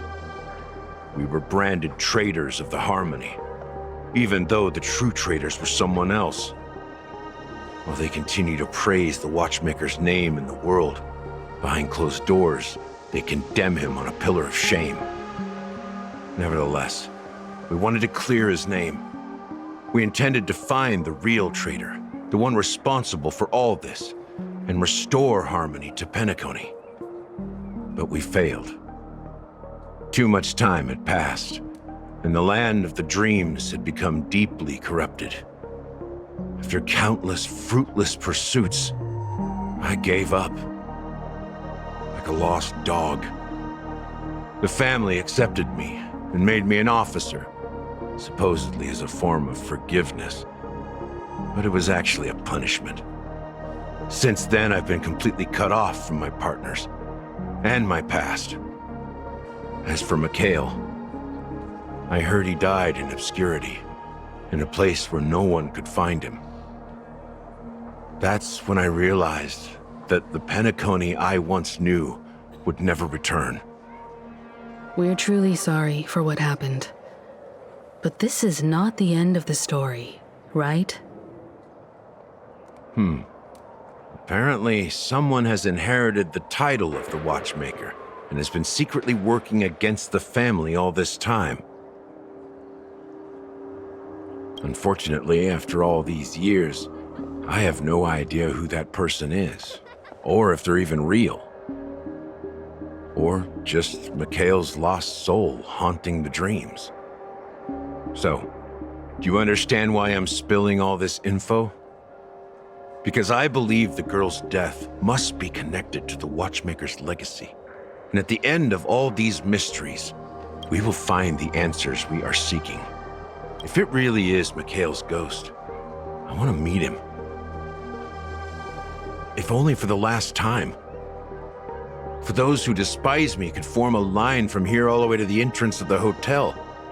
But those willing to look me in the eye and hear me out?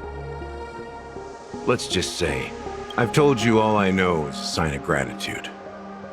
Thank you for listening to this old dog. Bark and all. Something just happened at the theme park. How ironic. What's so different between the stowaways projected by Penacony today and the dream seekers once hailed as pioneers several amber eras ago? Gallagher does have... While Firefly's whereabouts remain a mystery, his stories shed light on our suspicions about the true identity of the Watchmaker, his connection to the family, and the power struggles. You're really into Clocky, huh? He's just a fictional character, not a real person. Speaking of which, that Clocky who only reveals himself to you is quite intriguing. It's a shame we've never met him since then. Now that we've confirmed a lot of our suspicions, let's take a moment to think about the clues we have. Send a message to Welt and see how things are going on his end.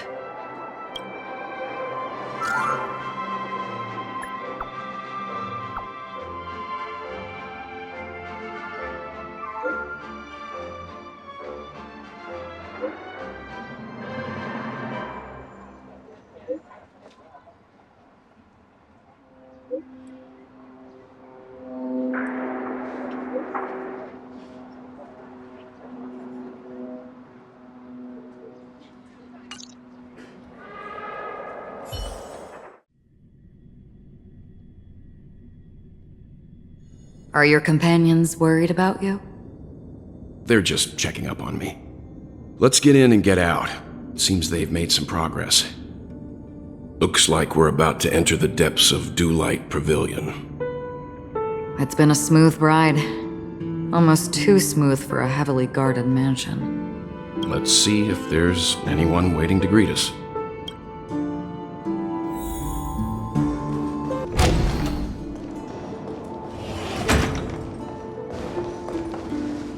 Something feels off. A grand mansion like this and not a butler or servant in sight. Well, this door is open. Looks like we'll have to investigate ourselves. Just one moment.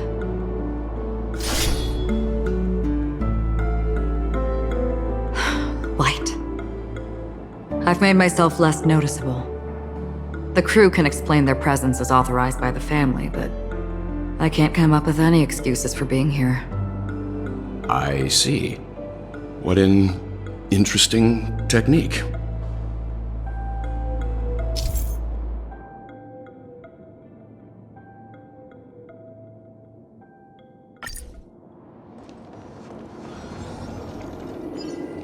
Stream forth, the gleam of old.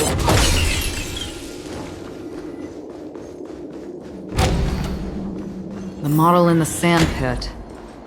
It's the golden hour, isn't it? Maybe the heads of the family used that model for... The footprints here are different from the rest. There are 2 sets of them. Looks like outsiders might have passed through here not long ago. Can you identify the people who left these footprints?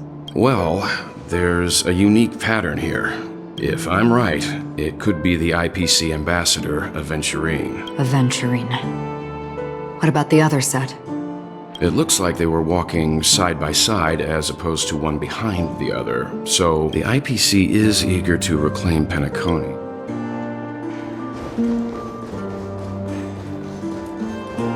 While there aren't any people in this mansion, they've set up quite a few mimetic guards to patrol this place. Existence is menacing. On the still waters of oblivion, I weep for the departed. It too shall fall. Ill tidings manifest. Beneath the waters lies an endless abyss. The dead return! Destined for oblivion. All will be swept away by the wind. Destiny isn't chosen.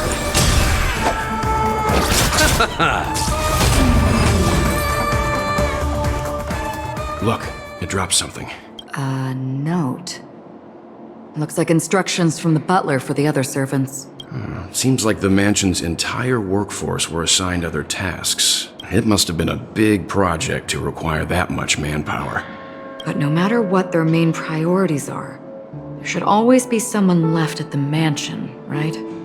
So you're saying someone deliberately cleared the place out? Yeah, but I don't know why.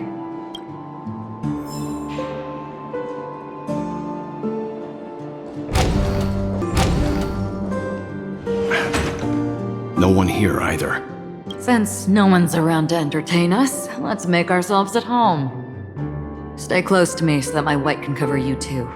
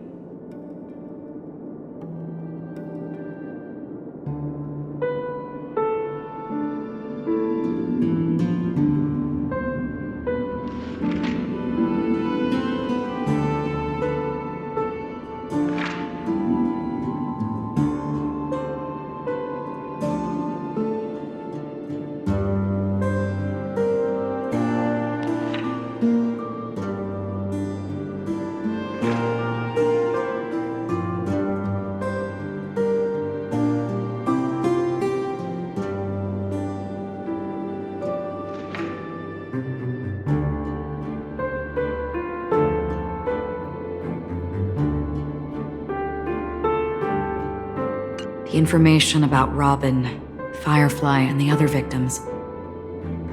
I don't see any commonalities among them. Looks like the rumors were right. Death does seem to be targeting random victims. He's just surprised that it has resurfaced. This light cone is securely guarded. It must hold some important memories. According to Robin's interview, despite having performed on so many grand stages, her favorite performance was a pretend show she put on with her brother when they were just kids. I wonder how their relationship is now. Growing up brings gains? Yeah, time has a way of smoothing things out.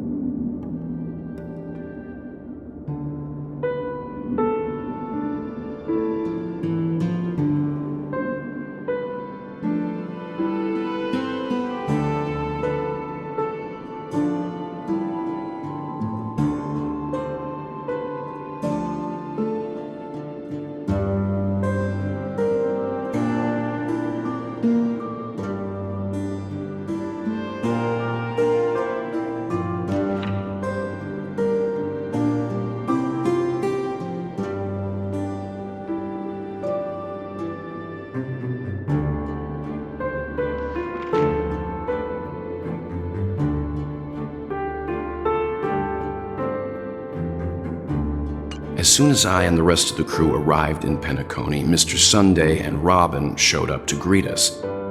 Robin believed it was because the harmony had been tampered with somehow. But as far as I know, there aren't many entities capable of interfering with the power of paths. Meaning? If there really is a traitor within the family, that person... That would explain why Mr. Sunday has been having such difficulty.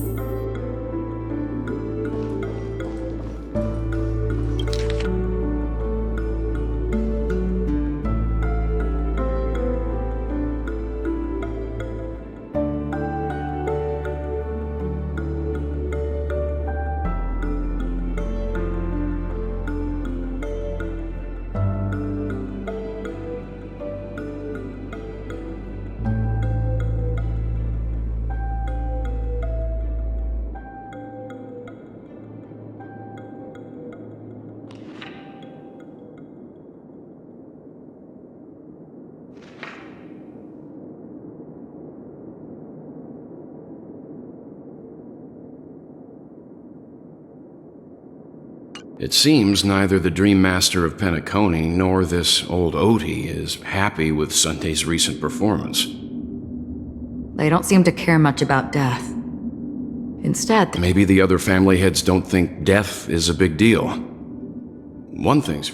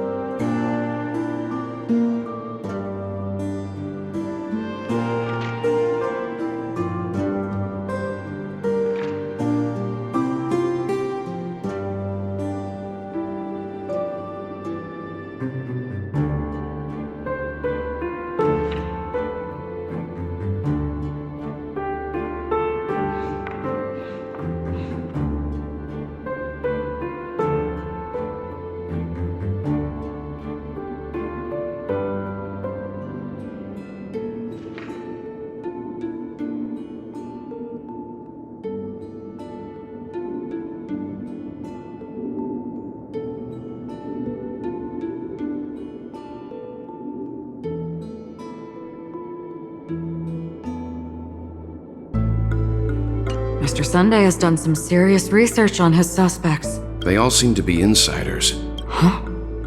What is it? No, nothing. Maybe I'm just overthinking things. However, if... Perhaps that's why Sunday is taking this map. That's all for now. Nothing more noteworthy. Before coming here, I had all sorts of scenarios in my head about dealing with the family. I did not expect an empty mansion. Watch out. Someone's approaching. I don't think trespassing on forbidden areas is the way to be a guest, Mr. Yang. And... Acheron? The Galaxy Ranger? Our apologies, Mr. Sunday. Nobody came to greet us, so we entered without permission. I hope you can forgive us. But even if there's no one to greet you, you should wait for the host. Don't you agree? Even without the famous Galaxy Ranger. As far as I know, the crew has officially accepted the family's commission, so coming here will be unnecessary for you. On the contrary, that's exactly why we're here, to ask you about the case and gather more information. We don't want any loose ends. Well, since you've come with goodwill, I have no reason to show you the door. Rest assured, he hasn't figured out that we went through those documents. While the truth remains a mystery, I'm getting close to it. I assure you that the traitor will soon pay the price. Let's hope justice will prevail soon. I have a question. With all due respect, it's in the IPC's interest to wreak havoc before the Charmony Festival, and the family has every reason to suspect the IPC's involvement.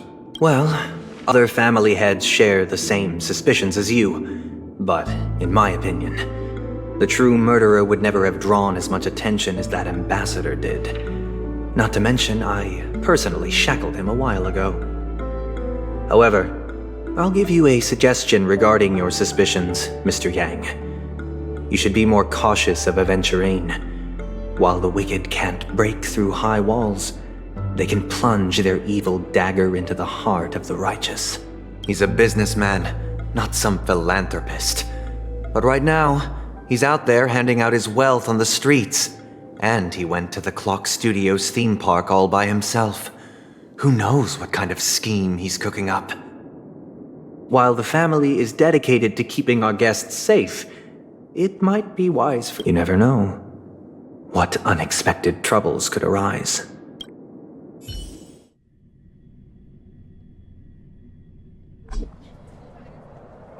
According to a Pierpoint hotline tip, there was a major breakthrough in the shocking Ratio Aventurine case. The suspect has been arrested. This fraud case has been linked to many departments within the Interastral Peace Corporation and the Intelligentsia Guild, causing a large drain in manpower and resources, resulting in the IPC taking a massive loss. The case's main suspect originates from Sigonia 4 and is one of the survivors of the second Kakavasha extinction event, who does not carry an interstellar refugee travel permit. As per Strategic Investment Department Head Diamond's sentiments, the IPC has appropriately relocated the suspect in the spirit of the Charter and will continue to conduct further investigations as to the motive of the suspect. What pretty eyes. Tell me, do they shine in the dark? Well, if they did, I'd sell them in a heartbeat. You don't know how many people long for your eyes to be closed forever. As a servant, you should not resist your master. Yet, you went and killed that man anyway. No lawyer has the audacity to defend you. Perhaps you ought to represent yourself. Not difficult, but definitely pointless. You're pretty confident on your eloquence. Did you also think that when you lied to the Intelligentsia Guild? Ask and you shall receive. You wanted the perfect construction material. All I did was offer a possibility. It was just a small wager. If your luck holds out, the IPC will dig something up from the golden sands of Ejihazo. Maybe even the Sand King's remains. Pity your luck has run out. I'll admit that. What I'm more curious about, though, is why such a grand scheme failed to benefit anyone in the end, including the perpetrator himself. Madam, I already have what I want. To be brought before you for the next high-stakes gamble. Then let's talk about the second gamble. Tell me, what are you prepared to wager this time? My life. I bet you won't send me to the gallows. What do you want, then? I want your Lenore to meet with me. I have something to say. And then what? I want cash. It can't be that simple, can it? It is that simple. 30 tanbas. The remainder of my market value. 30 tanbas. No more, no less. With this money, I'll climb to even greater heights than you. Grasp even more riches than you. I wager you won't give me this chance. Which is why you should call him here. Interesting. A pity Diamond won't see you. No one gets to see him. From here on out, I am Diamond's representative, and I will decide on his behalf.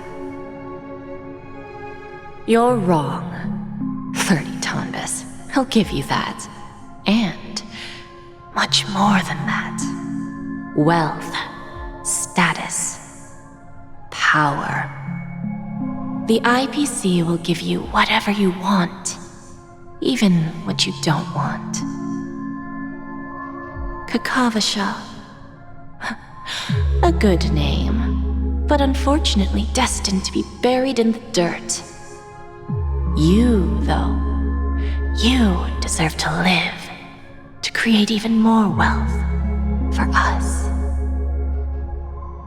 Go, pick the clothes you like, then choose your desired identity. And then, use them well, child. May your plans never suffer failure. Life is like a long-term investment. Those who choose correctly, do the correct things, reach the correct outcomes, and show the world their value. People can't always make the right choices in their lives. But luck has always been on my side. I've never lost. Is it because Gayathra blesses me? Well, if that's the case, she must also be looking upon me right now. My success is inevitable. But what then? Even if I overcome this difficult trial, what would come next? What awaits me after this glorious gamble? An even more glorious one? Will I return triumphant with unending riches after countless successes, or will I encounter failure, never to return?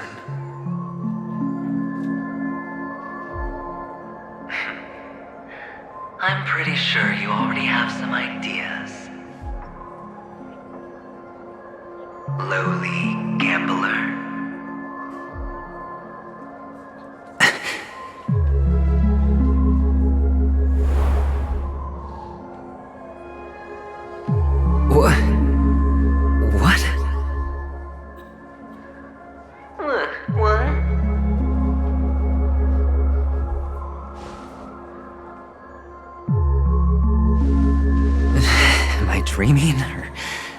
gone completely insane? Perhaps both. Forgotten me already? When you were strapped to that electric chair by a mannequin warlords, who was it that gave you the idea? Fine. I may be crazy, but I'm not stupid. Get out of my head, newborn of the Harmony. The Harmony? Oh, don't play the fool. It's not the first time we've met. No need to be so polite. I'm you, and perhaps even more aware of yourself than you. Of what exactly you want. You're dying. And you still want to drag about a grand unveiling. You really think you can pull it off? Why not? Well, you may have fooled everyone, but you can't fool yourself. I can show you. Before your entire... Let's have a heart-to-heart. What exactly are you? Most people in this world spend their entire lives just to reach one outcome. And I am that outcome. Kakavasha, I am your future. First, I'm hearing things, and now I'm seeing them. Great. Am I going to be elevated into the Harmony's Emanator next? Why are there no guests here? What's that featherhead doing? Just a Pepeshi? No. A child. I thought minors weren't allowed in Golden Hour. Hey kid, you okay? Are you lost?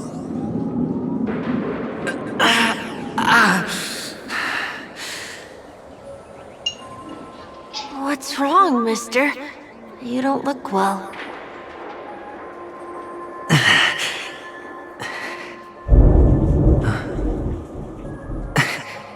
Your eyes.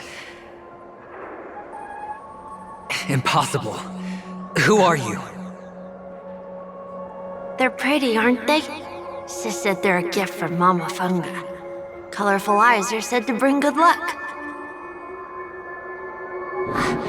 Mister, you have pretty eyes too. Beautiful. Are you alone? Where are your parents? They're in that amusement park. Papa and Mama went in first. I'm just about to go look for them. I have to go. Goodbye, mister. Hope you have a good time, too. Those eyes. And Mama Funga. No, it can't. There aren't any Aventurines left.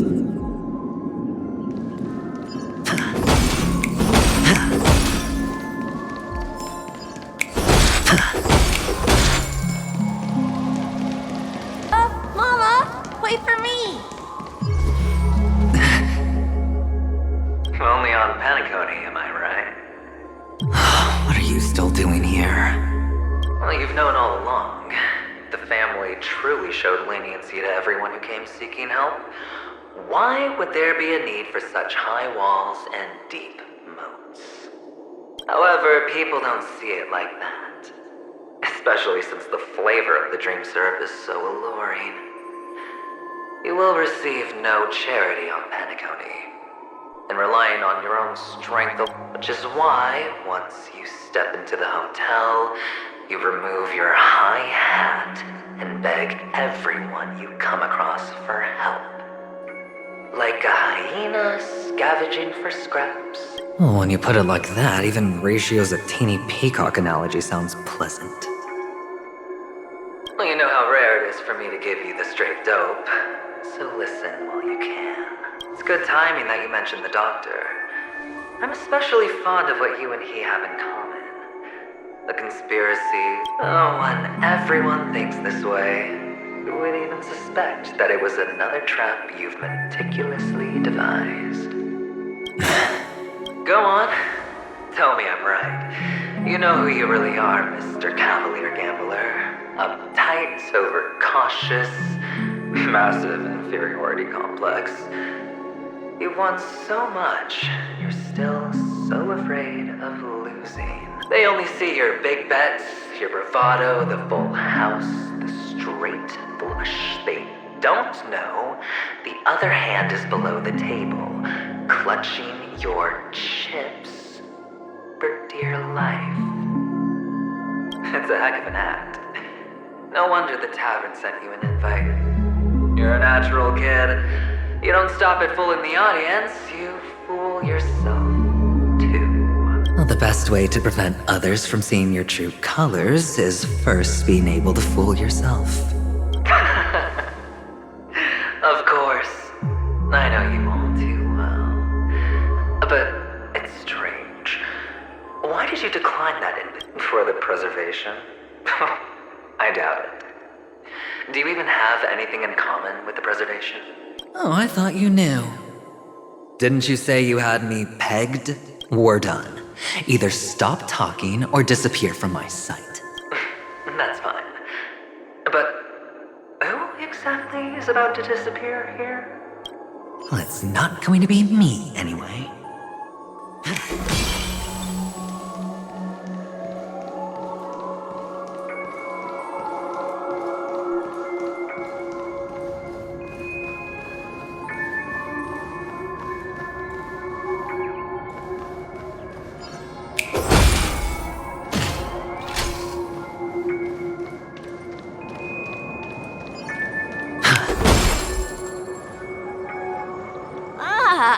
Playing hide and seek. I'm really good at this.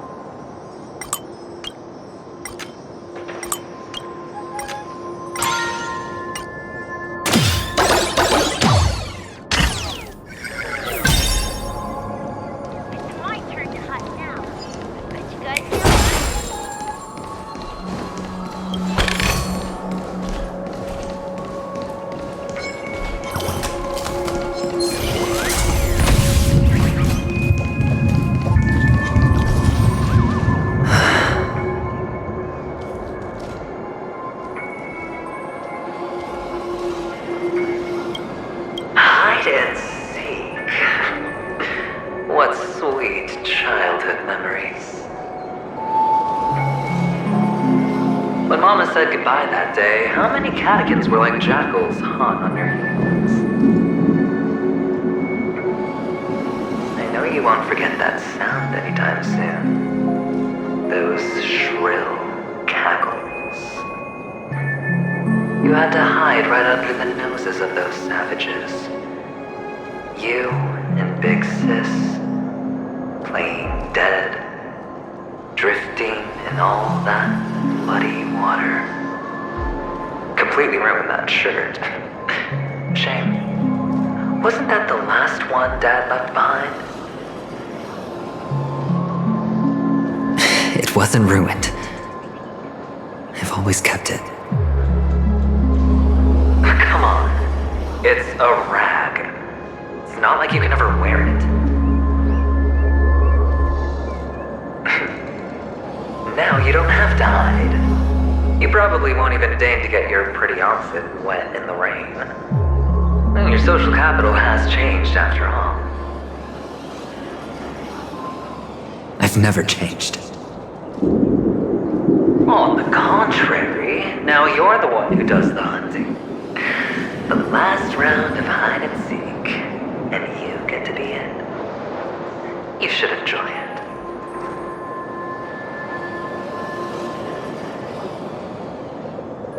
That child. Could he be in here?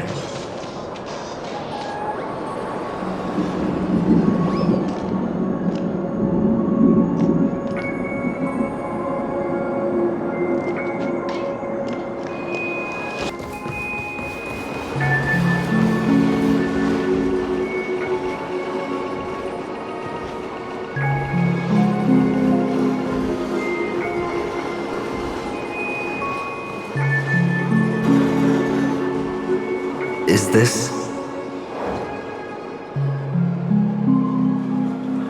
A topaz?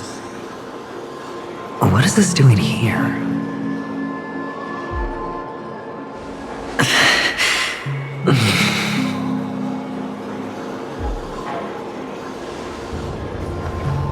What? Does your cornerstone wrench out of your heart, son? I was merely curious at why it was here. Maybe that winged guy put it here. To taunt you. Just to make you realize that your painstakingly arranged magic show is nothing but a death rattle. The Cornerstone's hue is the same as the radiance of Clipot's body. I've got to give it to you. I've heard a lot of baloney, but that lie deserves a prize for sheer nerve. If he were just a little bit smarter, the jig would have been up right there. This is just bait. Of course. That's why Ratio's betrayal was one of the keys to your plan. I have to say, that doctor's acting was superb. Or maybe he wasn't acting at all. All the better for you. Sunday didn't become head of the Oak family by acting sloppy. He's obsessed with control. You have to give him enough detail to satisfy his meticulous nature, but not so much that he gets suspicious. Which is why you had Ratio seek him out and leak the plan on purpose. To prevent the other party from suspecting anything. The intel you gave to Ratio was all true. He spoke the same to Sunday. Finally, Sunday took the bait, found the other cornerstone, and before you know it,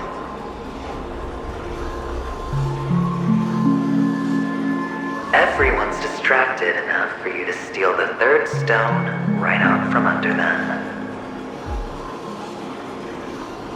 Why don't you stop rummaging through my mind? Your mind. It's our mind. You're me, and I'm you. We're the same.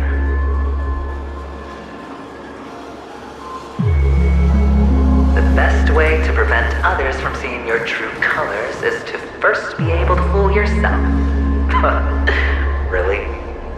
You can't even fool yourself. You just got lucky this time.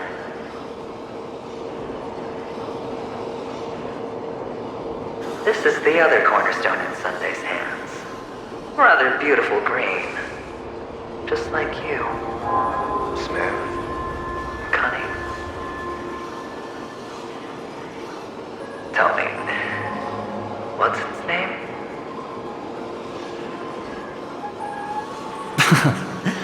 Why are you even asking me? Must I do all the work? Aventurine is the stone of luck and trickery.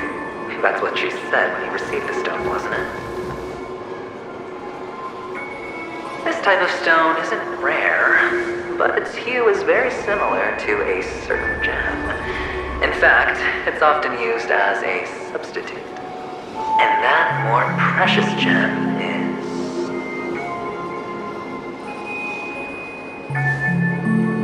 Jade. Even Sunday can't tell the difference. Well, looks like Jade can be substituted for Aventurine, too. Sauce for the goose. Aventurine, Topaz, Jade.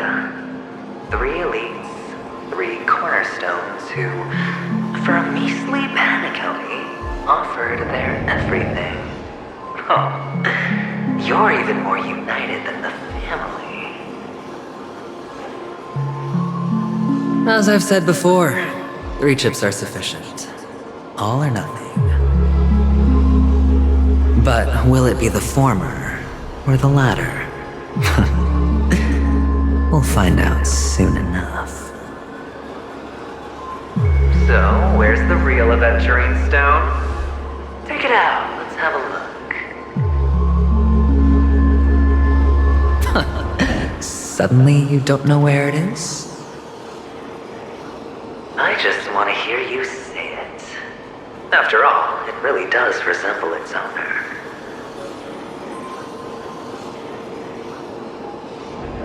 As you wish, then. They never went anywhere. They're right where they belong. Piled up with these cheap baubles. You smashed the Aventurine stone before you left? Oh, just look at it. Shattered. Just like your life. Poor thing. A humble pebble coated in the most lustrous sheen. I take it back. This thing's far more precious than your life. You're absolutely clear about the consequences of doing this. Blasphemy against Clip-On's body. You think the IPC will let you get off scot-free?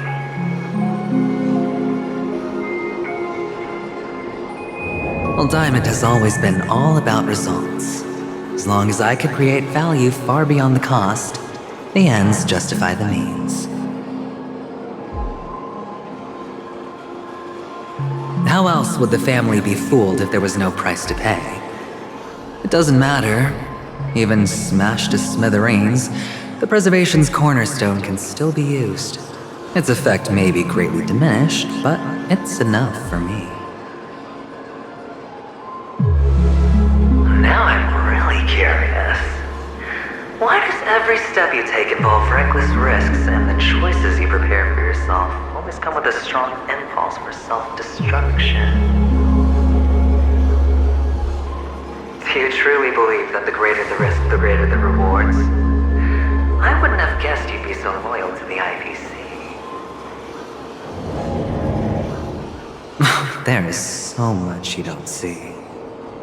Which is also why you'll never see how I'll win it all. That is, if you can do what it takes. We'll just have to wait and see then. The cornerstone is gone. Another illusion of the harmony. Huh?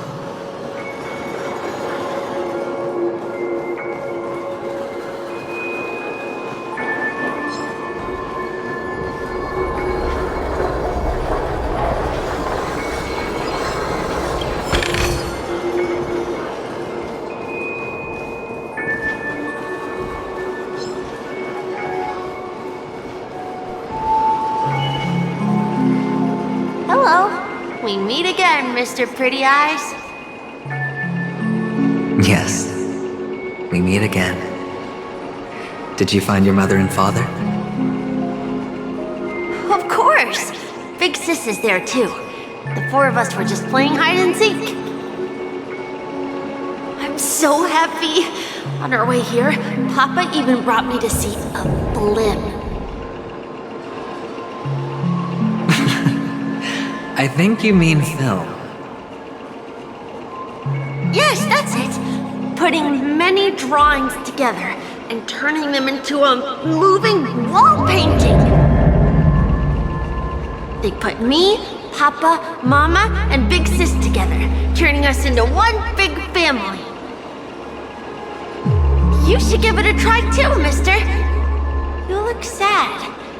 The amusement park will cheer you up. Sure.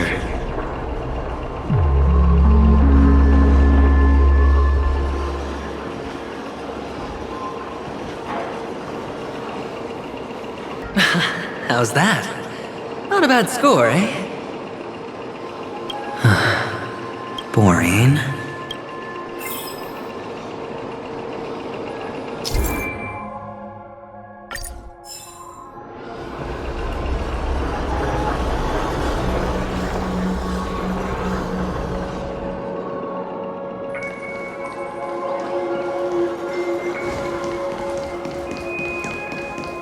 Feeling lucky.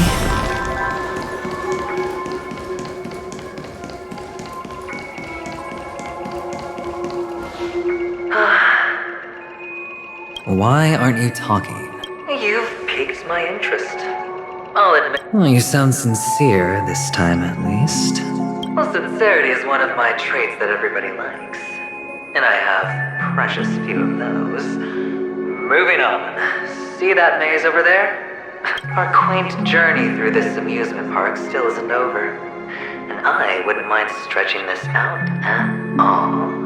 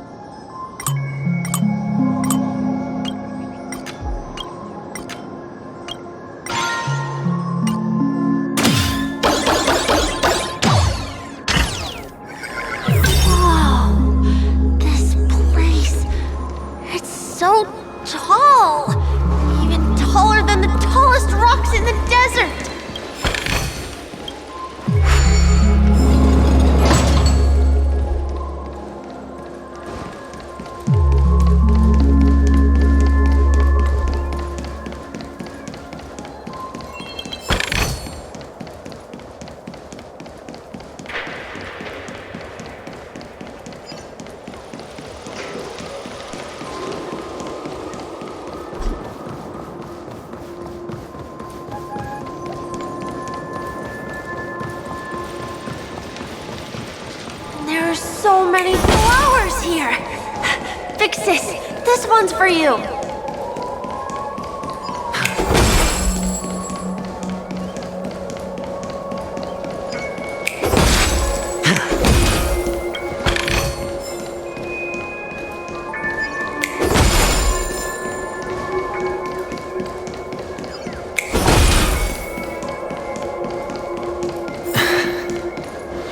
A dead end? Oh, what's on your mind? It's got nothing to do with you. Do you need a hint? These are manacles on you. That man gave you your first job. You made your first pot of gold. I remember it all too well. You wrapped that iron chain around your fist, for that is the only tool you could find. Then, in that maze, you... Shut up! Oh, you don't wish to face your past? Well, from what I see, you refuse to confront... How could a weak person take such daring risks? Oh, that's right. You love the thrill of danger. But you refuse to let go of meaningless sentiments. Even in this beautiful dream, in your hands, those who follow you could have become joker cards. They're far more useful that way. It's not like this is the only place the family ever cut corners. You could have had tons of action if you weren't so all or nothing. All it takes is a pity you're not him. Well, you wouldn't be in this state if you could just get with the program. And why couldn't you? Out of professional integrity. Those techniques you mentioned are highly efficient, but it's not that I don't know about them. It's more like I couldn't care less. Get it? What fun is it if the fight isn't fair? Fair? You assume your opponents would fight fair in the first place. The odds are obviously not in your... Well, she gave me an answer that could turn everything upside down. Everything? You mean, it could make all the cards on the table just... disappear? That's cheating. If these leaves could be brought back, would they bloom into new flowers?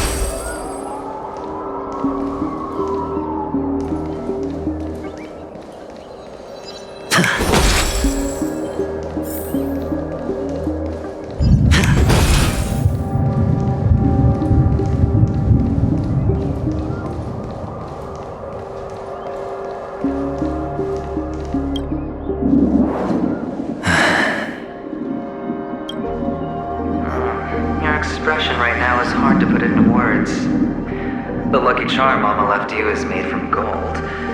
you obviously could have lived a normal life like Big Sis that way. Looking back, that was the better choice. Mama only left us with 2 pieces of jewelry. A necklace and a lucky charm. There won't ever be a 3rd piece. That's what you always say, but you actually regret it. You can zip it if there's nothing to talk about. I know. You must remember what Big Sis told you. You are a child blessed by Gaiathra Triclops. The words still ring in your ears, don't they?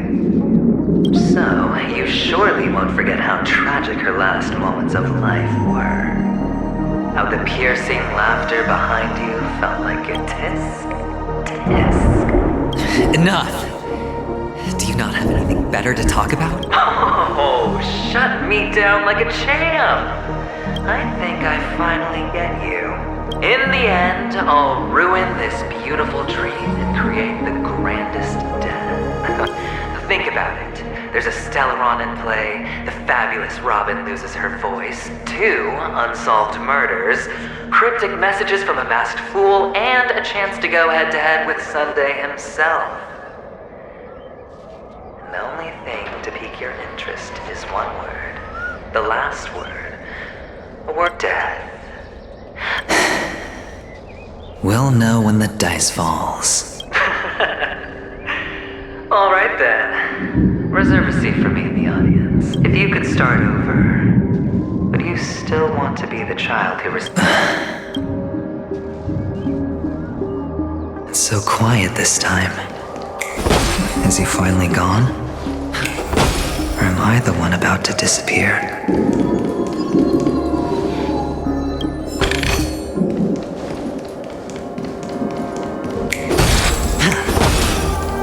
Finally, made it out of this. We're going home? But I don't want to go back yet.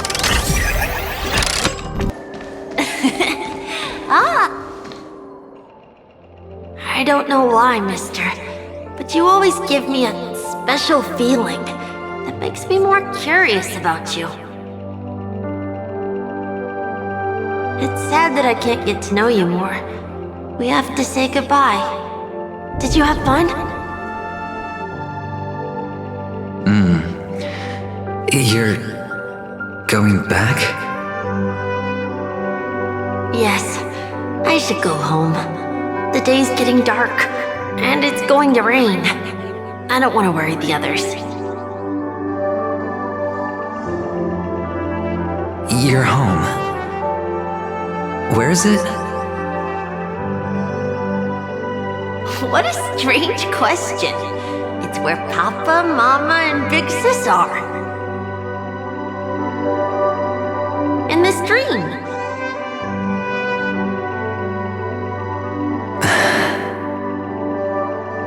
This amusement park. This beautiful dream. They really are peaceful. Everyone loves it. But, mister, why don't you like it? Because they're not here. Where are they then?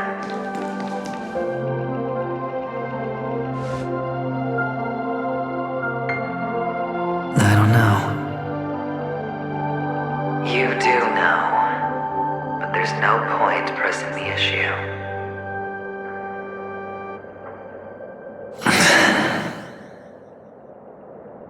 Admit it. You're tired.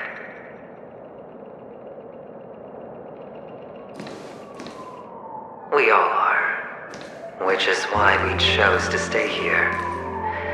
Me and him. Your past and future. How long will you stay? Forever. We'll be with you forever in this dream. This is the greatest honor that we can offer to those who hurtle towards death.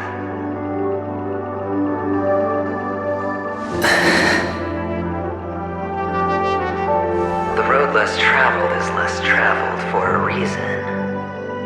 you've never gone in any other direction. Your own life is the chip you're most eager to lay down.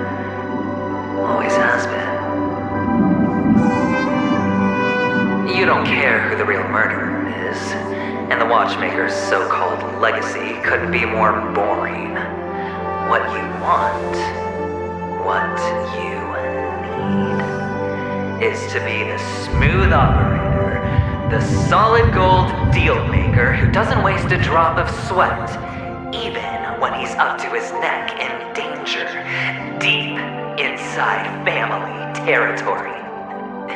You want to be polished up, cuffed with red-hot chains, and spotlit center stage.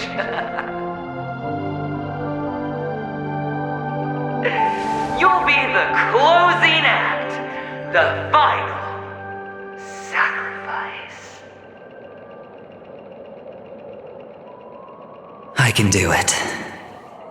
And it will be flawless. Of course you can. Your luck will help you at the right time. A Stellaron and an Emanator. It's that simple, no?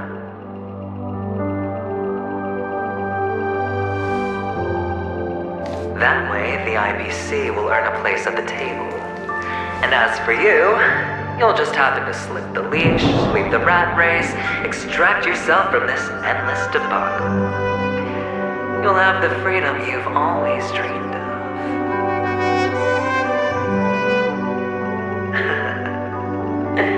This isn't the first time. You've been an escape artist from day one. This fiasco started with a death, and its curtains will fall on another death. Oh, so that's why Diamond chose you. He's just after Penacony. No matter the means, no matter the price. It's not personal.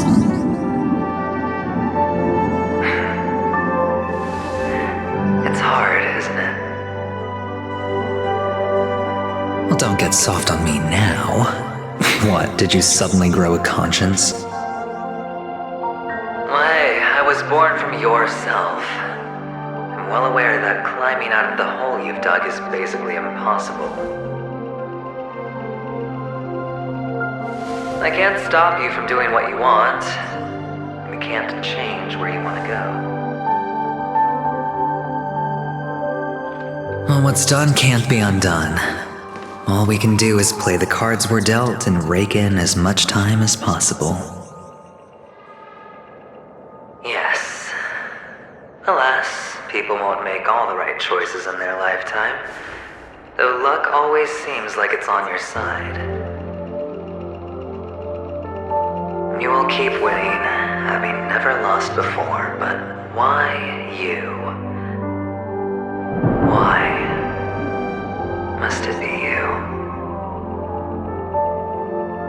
If all your luck is built on the pain of someone you love, on the loss of dozens more, if these windfalls, these jackpots, aren't a gift from Gaiathra, if all they are is a long string of meaningless deaths, then what did we do to deserve living in a world like that?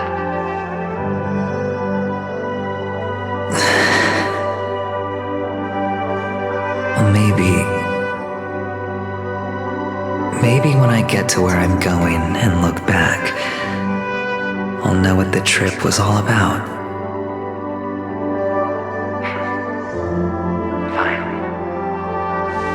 Time to make a move, my friend. I'll be waiting up ahead. Say goodbye to the kid before you shuffle off.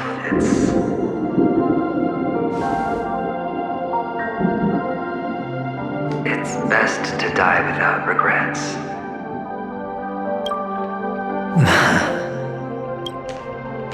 And now, only we are left.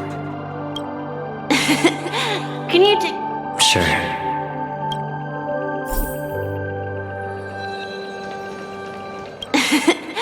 Can can you take a photo?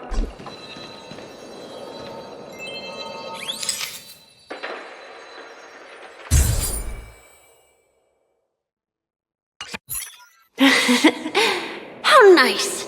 Look at the lens when you're taking a photo the next time. Sure, I will. Then... I can't leave yet. I still have a show to do. Oh, let's go then. Yeah. Merchant. But I do have a show to do. Are you the same as those men in black in the sky? But you're not wearing black. Only ordinary employees have to wear that. My position is much higher than theirs. Awesome! I hope I can become as good looking as you when I grow up. Of course you can.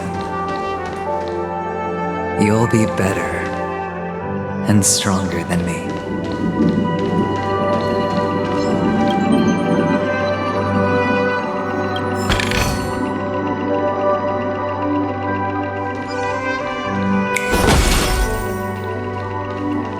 Feeling like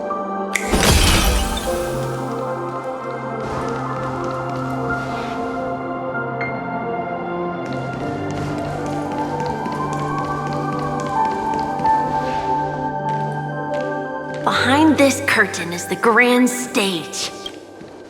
It's almost time to go on stage. Are you ready? Good luck with your show. Thank you. You still seem pretty nervous. Let's put our palms together. If you receive Gaiathra's blessing, you'll feel more relaxed. Putting our palms together is a simple ritual. By putting our palms together and reciting the prayer to Mama Funga, she will bless. If you're not familiar, I can guide you. It's all right. I know how to do it. Of course I know.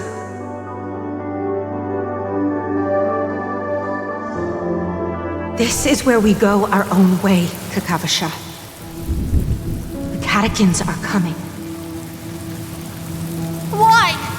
The catechins have already taken all our money, food, and they killed our parents. What more do they want? Catechins are bloodthirsty, cruel, and insatiably greedy. They want everything only to end up with nothing. This is a trick, an act of revenge. Remember? Today is the day of the Kakava, and also your birthday. They know the Avgin will surely hold a festival today. With the aid of this rain, they will come to destroy our wagons and take everything they want. Little do the catechins know, this time we will fight back. The men in black that descend from the skies are on our side. The catechins stand no chance against them and will surely pay for their arrogance. Without this rain, the catechins would never take action, and we would not have the chance to turn the tide. This is a gift from Gaiathra, and you are Kakavasha, whose good fortune will bless your sister with success.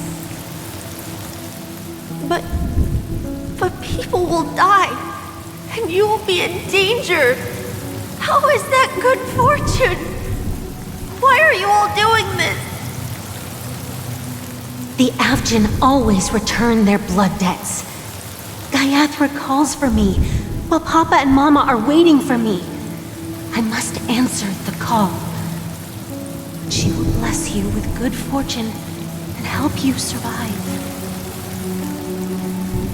As long as you are alive, the blood of the Avgin will never run dry. So run, Kakavasha. Do not be afraid. And do not look back. Go to the other side of the mountain.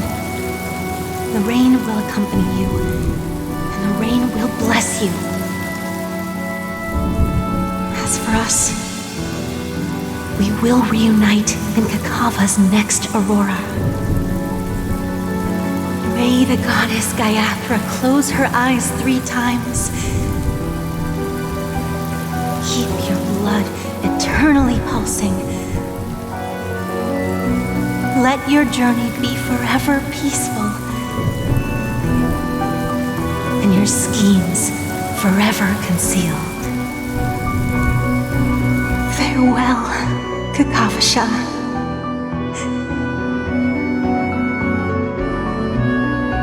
Newsflash from the Interastral Peace broadcast.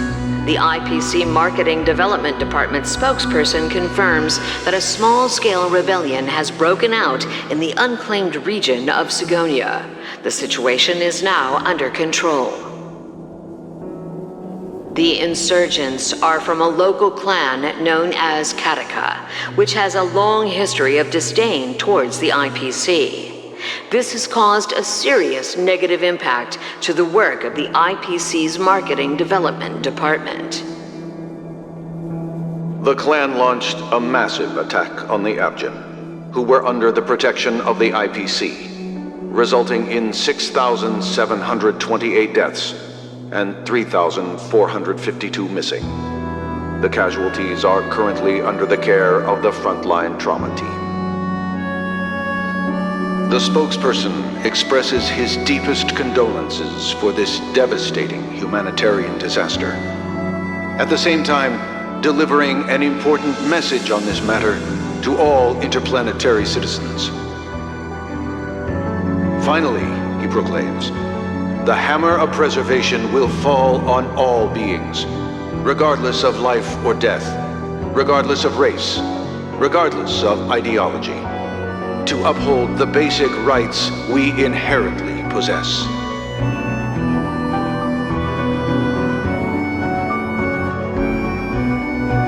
Kakavasha?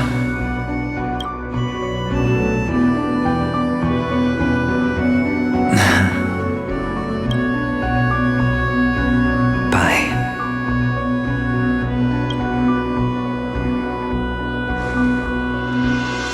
Okay. All the actors are in place. It's time for the show to begin.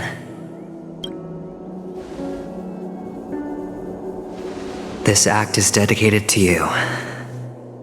I hope it'll be an unforgettable memory for you.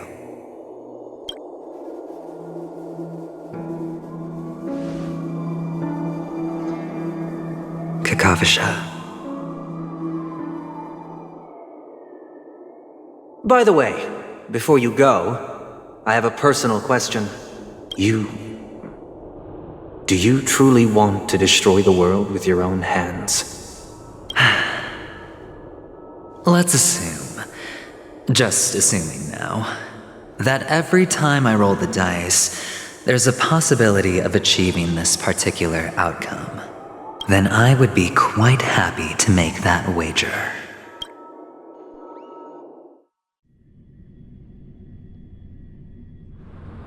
Is this Miss Acheron? Hello, I'm Himiko, the Astral Express's navigator. Hello, I'm Mark 7.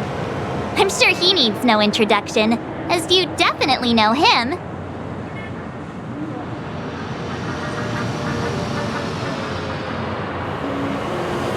Hello? None of you seem surprised by my arrival. Since Welt has decided to travel with you, it means that he trusts you. And we trust his judgment. I envy your close friendships. Miss Acheron here doesn't present a danger, and she's of no threat to the Astral Express. Aventurine's prior accusation was based on nothing more than his own subjectivity. Which is why, before we continue working together, he has a duty to explain himself. You want to create a situation where all 3 parties are present? There must be some deeper meaning behind Aventurine's actions. I suspect he's been aware of Penacony's secret from the beginning, and and has been continuously strategizing to unveil it. In that sense, the Astral Express's role in his plans would be imperative. In the worst-case scenario, he may use us to do something unexpected. Assuming things do escalate to that stage, having an extra ally is a good insurance policy. Penacony has numerous factions, and the state of affairs is significantly more intricate than that of Bellabog and the Xianzhou.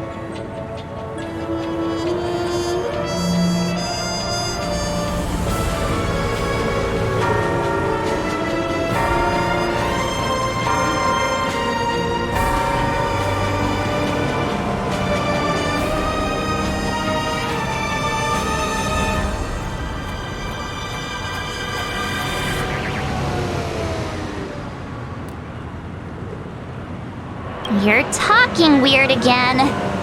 But it's a good vibe. No matter what, we can't ignore the safety of Penacony. To solve the mystery of the Watchmaker, it is crucial to get the IPC's intel. The path ahead is fraught with danger. But what's trailblazing without a little danger? Sounds like we've reached a consensus. Now, Miss Acheron? I will accompany you, of course. Let's move out then! But where do we start looking for him? No need to rush. If he truly has laid a trap, he will definitely use every means to lure us in.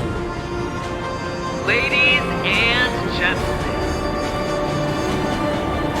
the most wondrous, most magnificent show in Penacony's history is about to begin.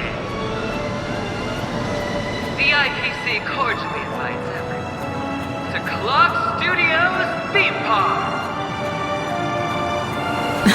Look.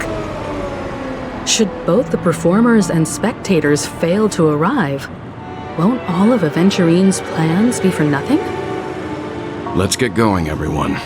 The hour of trailblazing is upon us.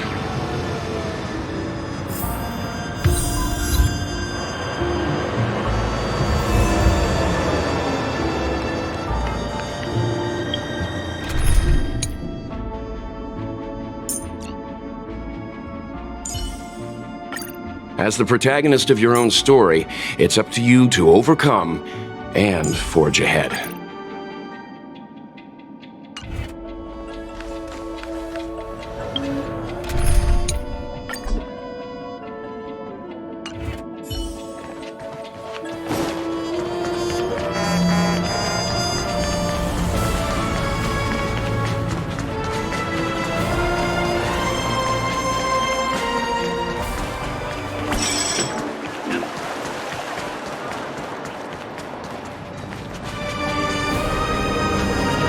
Let's get going, everyone. To solve the mystery of the Watchmaker.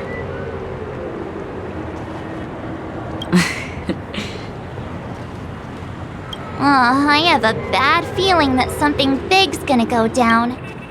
Let's waste no time and head to the... Mr. Yang.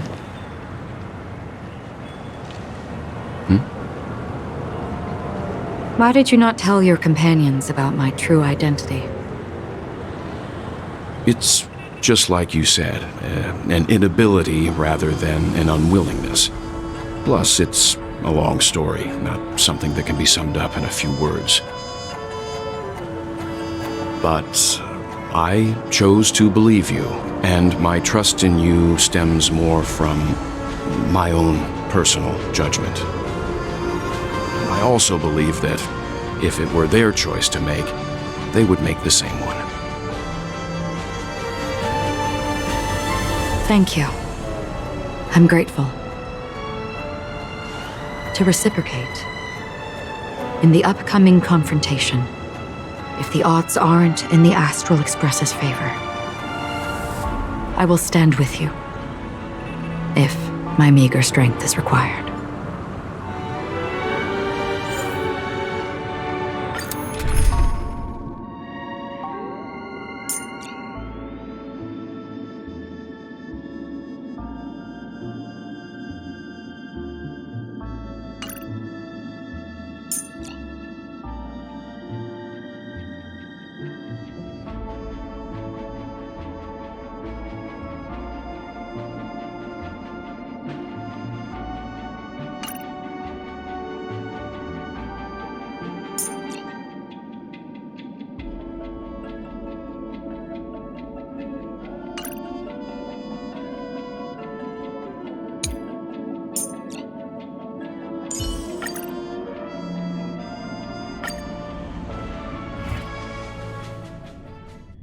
We're back here again. Aventurine actually chose a really conspicuous location. That guy's really taking it to a whole new level. Does he really think he's a superstar or something? Not a soul in sight. The hounds drove out the visitors, and now their whereabouts are unknown too. Everyone, pay attention. The other party has obviously come prepared.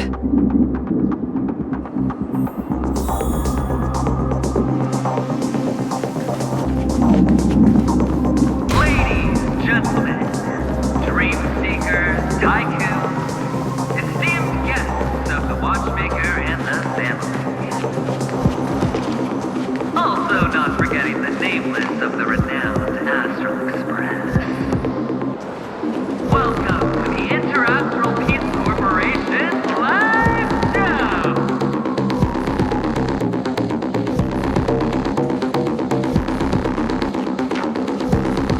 Astral Express, you're late. And this, unsought guest. We've kept your appointment, Mr. Aventurine. It is customary to show yourself as well. I will, naturally. But before that, I've got to introduce our guest of honor. Everyone, give it up for Mr. Stellaron!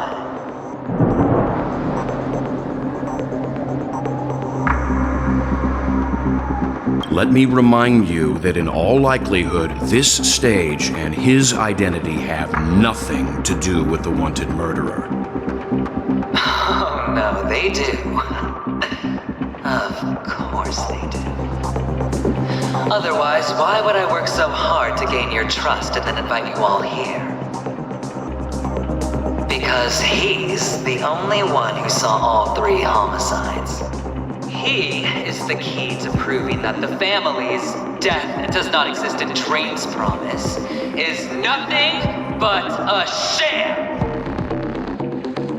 3 homicides? That's right, madam. The 3rd one is about to happen right now, right here, in Clock Studios theme park. A truly grand death. You, and you. All of you are going to die. And it's all because of you, Mr. Stellaron. You will become the personification of death.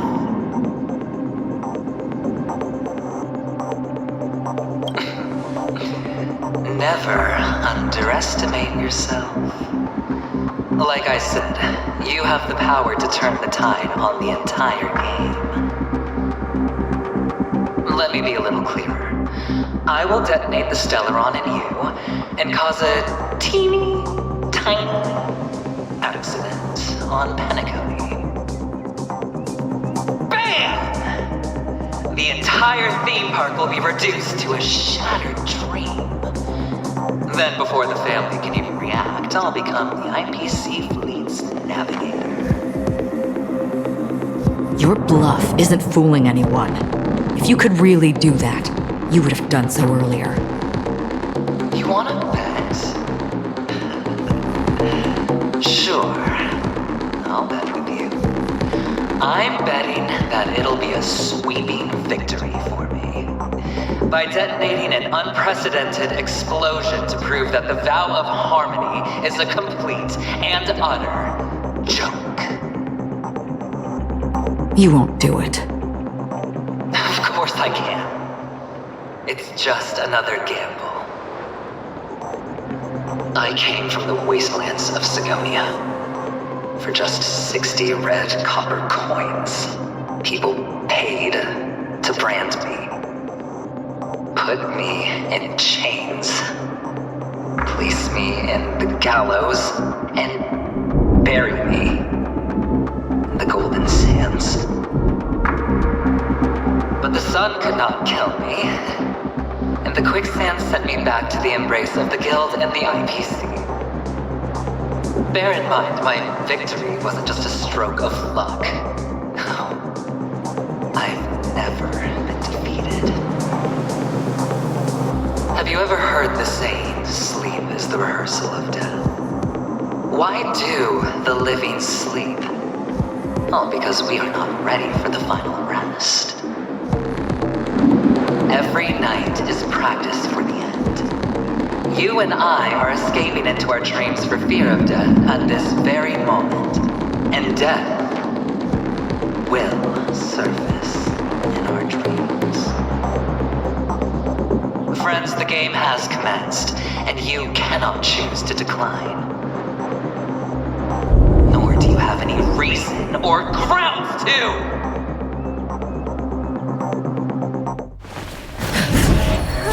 The dice are cast. Ladies and gentlemen, ready to unveil your cards? The architect's flawed stone. Of no value at all. I'm putting down the bet. I'm taking the gamble. I'm claiming the win. I'll invade spin the wheel, a daring gamble. Walking the brink of death for rebirth. Oh, for the Emperor Lord! All right. Let's see who has the last laugh. Let the game begin! What do we have here? Existence is unity. You chose the wrong enemy. There's no time to lose. Here is thunder. I need to be brave. Annihilate. That is that clever. Frankly,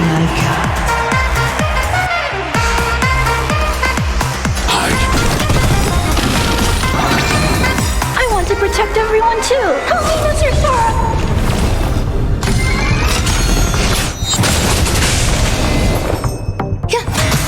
I'll see you off.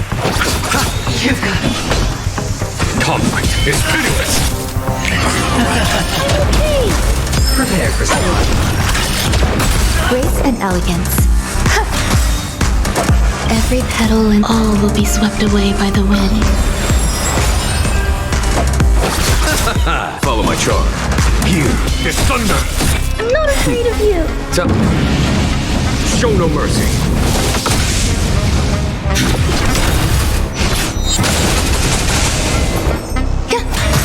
You chose the wrong. Conflict is pitiless. I want to protect everyone. Help me, Mr. Sora. Enjoying yourself? Receive divinity. So this is the world of life. Down from above. I need to be brave. Annihilate.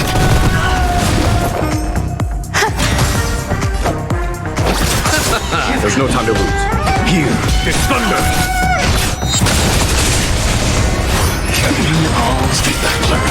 Eternal sleep. The dead return!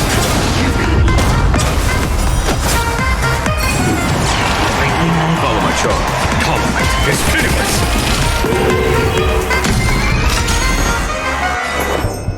Existence is unity.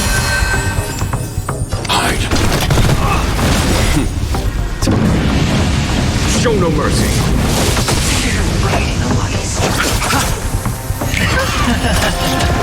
A foregone conclusion. Here is thunder.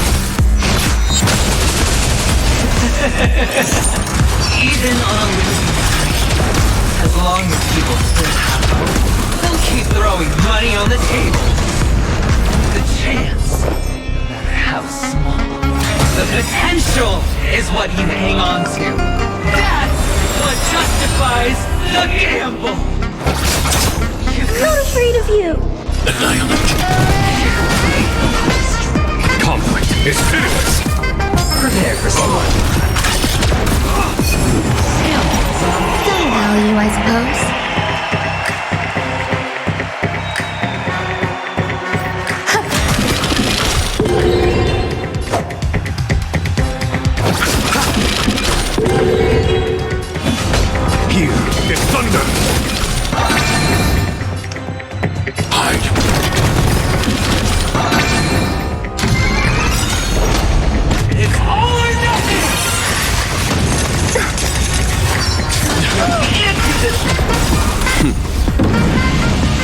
Show no mercy.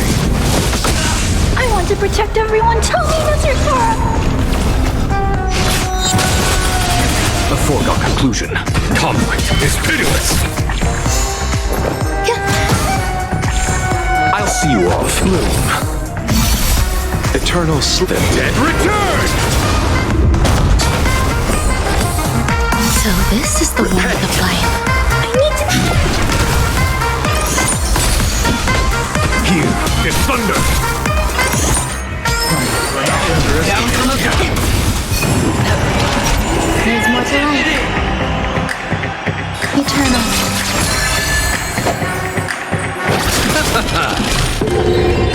I'm not afraid of you. Annihilate.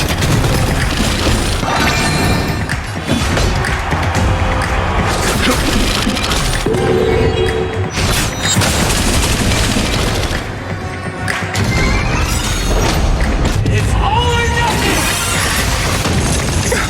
I want to protect everyone too. Tell me that's your Sora. You chose the wrong enemy. Eternal sleep is not the dead return! Conflict is pitiless! Show no mercy. Every petal, all will be swept away by the wind. I need to be brave. Hide. Prepare for something. Stay away.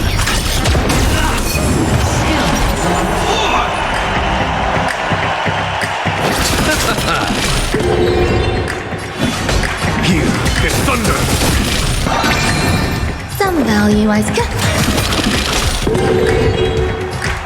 Annihilate. It's all or nothing. Nothing room. I want to protect everyone. Tell me that's your Sora.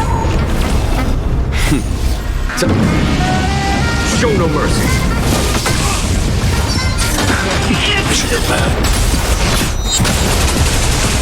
Everybody's like that, down to the last player. So why can't I be happy too? Why can't I feel that free?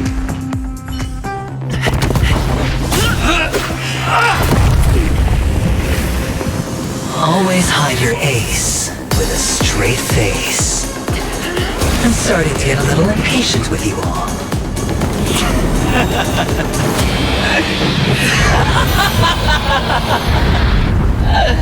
Friends, to fully relish this, I'm betting every last chip. Only by casting aside reason does one truly gamble.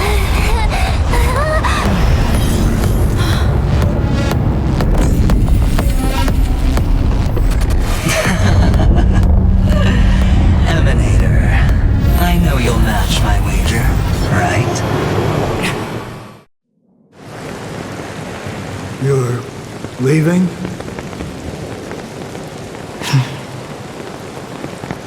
Perhaps. I might pass through the place you mentioned.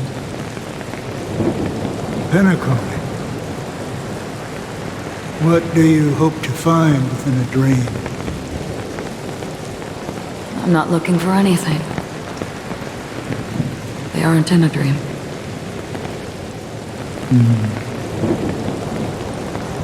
I'm afraid the family will not open the doors for you. Why?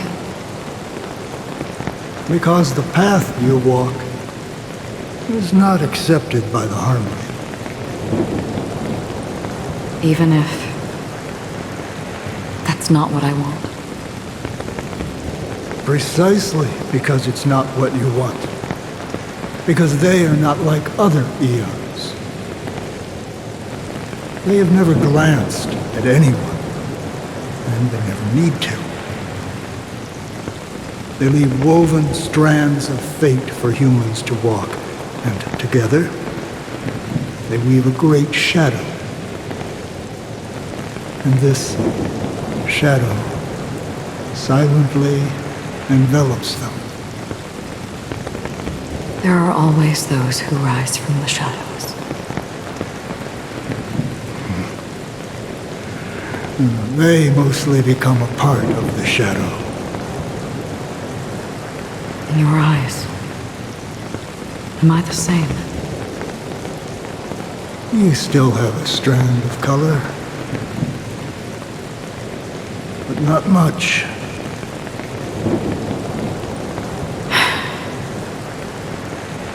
That is enough.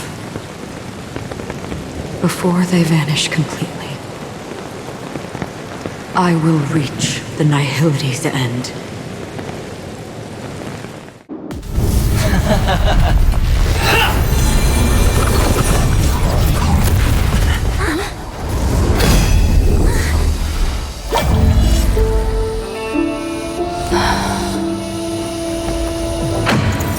I wish to mourn the departed, weeping like rain, to swell the crossing stream.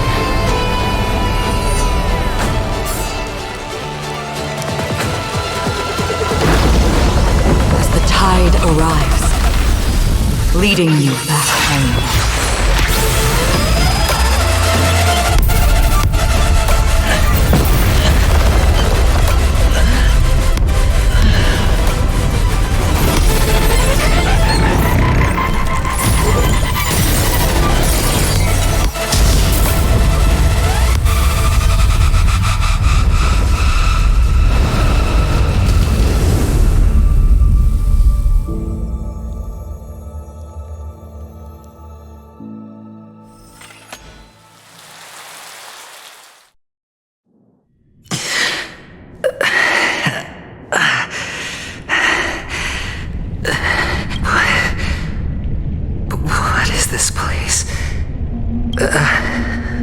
Gigantic black hole. And see, have I succeeded?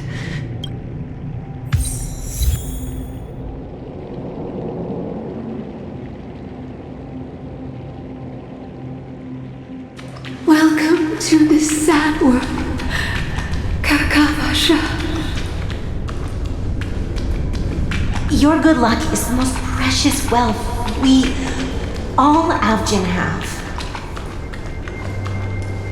You came out alive after 2 days. It proves that you are the real deal.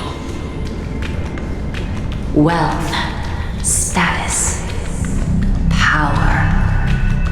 The IPC will give you whatever you want. As for us, we will reunite in Kakava's next aurora. It's a pity this is not the place you were expecting.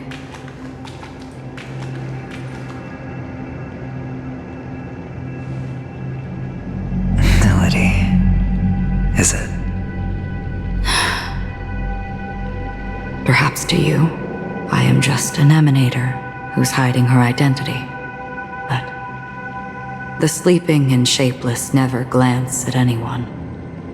They have no face, no form, and even less of a will to speak. The nihility envelops everyone equally. Only some who have gone under their shadow can go farther, tainting themselves with more nihility. That's all. That's all. My friend, you really leave me at a loss for words. So, is this my final destination? The land of the dead? This is all but a fleeting dream. One of the thousands of manifestations of IX. Under the watchful eye of nihility, we momentarily linger here before moving on to our own paths. It seems that my death has already been determined. Even if you wish for it, I can't promise you anything. Now that you've accomplished your goal, I think you can be a little more forthcoming. What do you mean? Your performance at the theme park was wonderful and grandiose. A simple yet practical technique that fooled almost everyone. No one would have ever thought that you would have gone to such lengths, even staking your life just to prove a fact that had seemingly been disproved long ago. Real death does not exist in Penacony's dreamscape. Why would I do this? Because this is the only way you can uncover a secret that is even more unspeakable than the serial murders. To use this dream death to get there. To that promised land people constantly seek in this grand gathering. Penacony. The legacy of the Watchmaker. The true land of exile. How did you find out? I never imagined that something I learned about unexpectedly would become the key to connecting everything. It's our Stellaron friend's identity, isn't it? I see you're in the know. Let's just say I'd put money on the possibility. The murder isn't nearly enough to disrupt business as usual. Even if there were 1 or 2 murders on Penacony, most people wouldn't be personally affected. And that won't create any waves. This dream of theirs isn't a boundless sea. It's a lonely island. The family used the Harmony to build a high wall and isolate them from the vast and treacherous ocean of the outside world. That barrier they built keeps death out, but it also keeps the secrets that are lost in that watery abyss from floating to the surface. In a beautiful dream, free of suffering, who would want to go fishing for those secrets?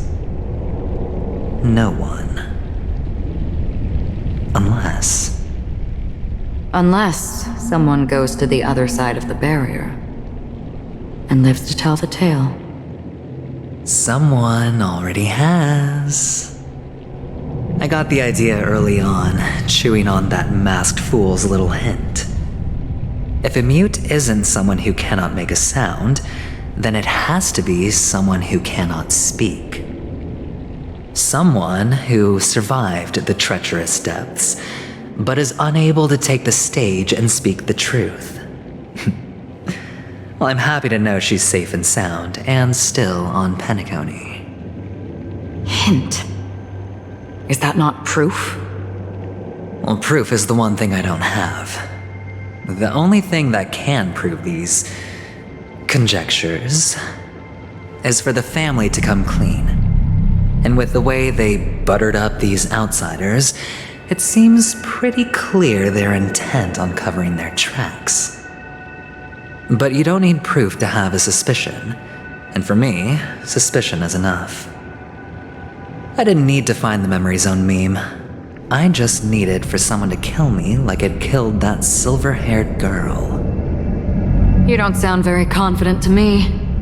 Going out of your way to make citywide broadcasts in an attempt to involve more people. You are simply betting on the possibility of someone being able to break down the barrier. You're very lucky that fate has decided to let us cross paths. I happen to be equipped with a very sharp blade, sharp enough to slice through the veil of dreams. I can also carve the Harmony's brand off of you. You possess great cunning, deliberately setting us up to be on opposing sides, constantly repeating the words of the Emanator in front of others, leaving me no choice but to draw my blade against you. And that's how you win. Opportunity and strategy, both are essential. And in your plans, the IPC always wins. Even if you lose the bet. To the family, the life of an ambassador is still invaluable. Well, it's a huge gamble, isn't it? But allow me to point out a mistake. The IPC's success is not guaranteed. I, unfortunately, have no contingencies for such an important matter. Detonating a Stellaron. I can't do it. The Aventurine stone is too broken to even safeguard my escape from the stage. If, at the end of the day, you did not unsheath your blade, I would have lost the bet. It is pointless to discuss what-ifs. You have won, Your prize is an entry ticket into that deep sea. And after this, whether you can return from the abyss is another gamble of yours. Have you never wavered? Wavered? Of course I have. But I can only bank on my own good fortune. Because other than that, I have nothing. Wake up from this dream and go to where you should be. Your gamble is not over yet.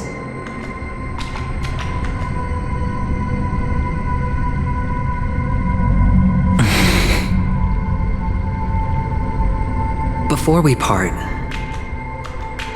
can you answer one more question? As someone who has traveled on that road, can you tell me, why are we born into this world? If it's just to die.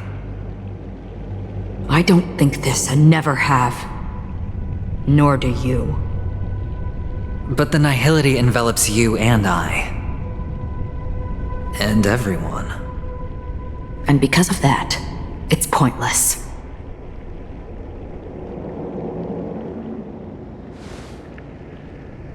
But it is still there. If the dice of fate are always weighted, then that is our destiny. Why, then, do we struggle against it?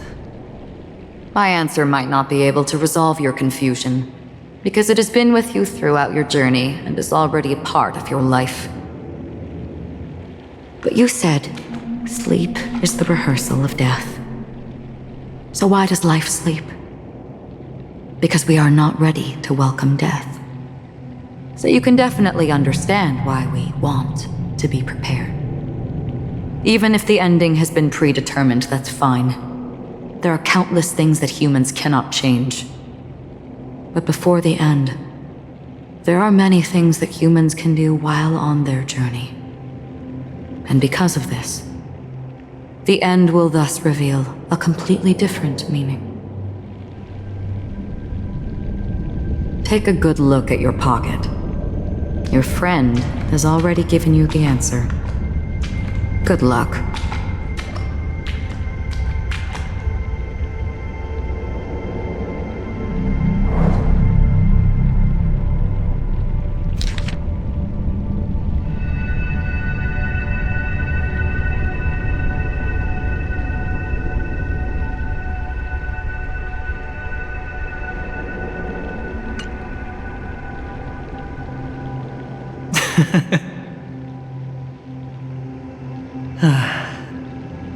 Then I shall get going.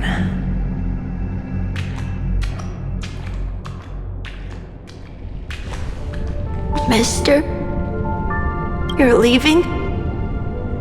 You ultimately chose to leave this dreamscape? Yes. Because they are not here. My papa, mama, and big sis.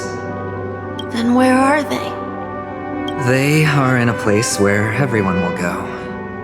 A very, very distant place. Then are you going to?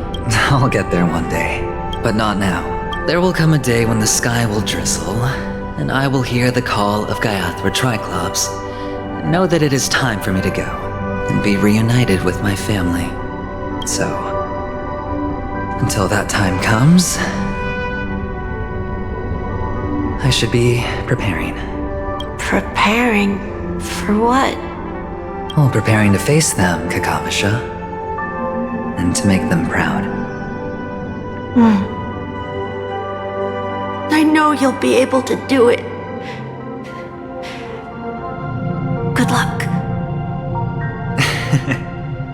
Well, of course.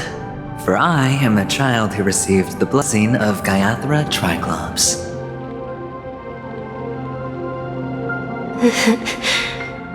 But you still seem nervous. Well, I seem that way because I am nervous. You know what? Maybe you can help. What do you say? One last time?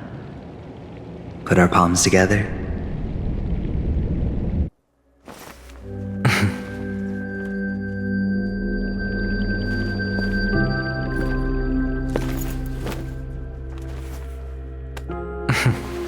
Are you going now? Yes.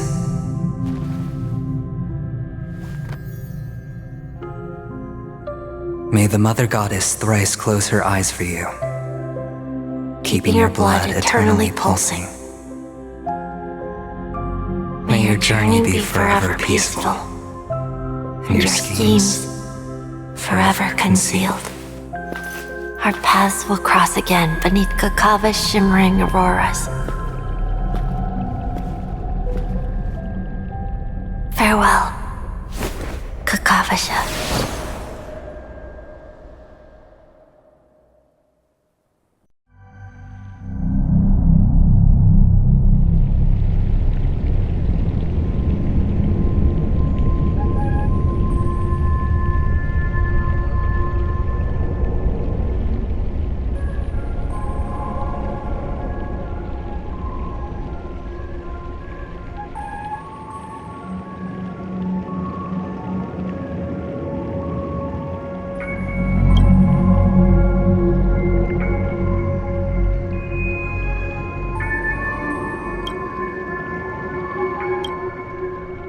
The light of the Aventurine stone has disappeared.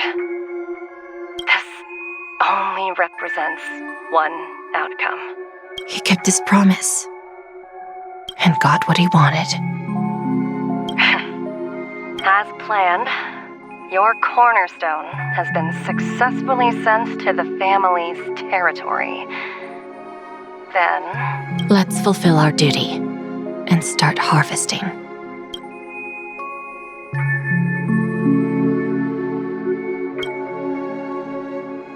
I come for an audience. I come to fill wine, and I come to claim. I bestow poison in the guise of sweet dew. Come the toil of spring and yield a fall. I patiently wait for the branches to be heavy with withered fruits. All for the Amber Lord.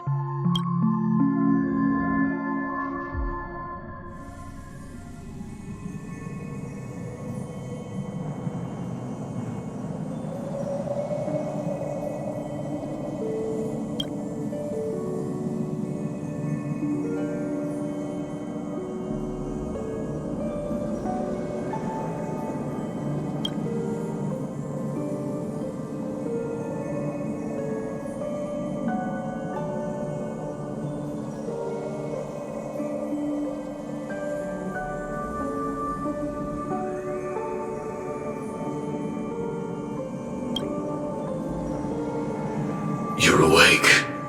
I've been waiting on you for quite a while. A crevice between dreams. You've met me before. I'm Sam, a Stellaron hunter. I originally planned on showing up earlier to reveal some truths to you. But I encountered more roadblocks than expected. 11 times I've tried, but ended in failure. Before I knew it, this world and I, Elio is right. In this land of the dreams, you and I will reap unforgettable gains. I don't know people's hearts as well as he and Kafka do. Nor do I have a specialty like Silverwolf and Blade. Most of the things that I'm good at only apply to villains who need no mercy. So, there is only one method that I use. This is to show you.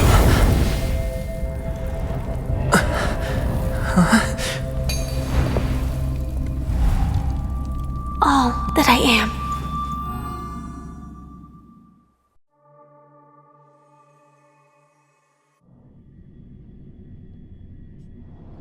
Labyrinth-like corridors and halls, traps everywhere. The owner of this mansion must be a bit paranoid. You are so funny, Mr. Security Officer. I hope that sense of humor of yours has helped you find the serial killer. Just expressing a personal opinion. Why? Did I hit a nerve? Mr. Gallagher, my patience is wearing thin.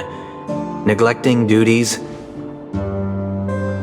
will only make me more suspicious that you and the real serial killer are connected.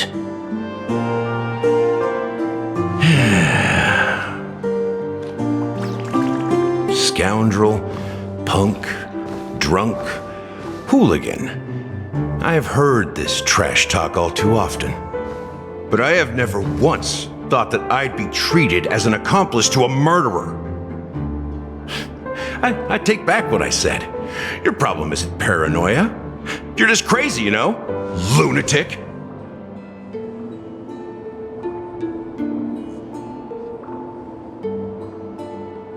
You, the family, you broke my spine and pulled out my fangs, and now you want to accuse me of murder? Ridiculous. Only idiots who've drunk too much Soul Glad will berate a stray dog in the streets. What exactly is making you say all this nonsense? You should be more concerned about the outworld visitors who are making a scene in the theme park than me.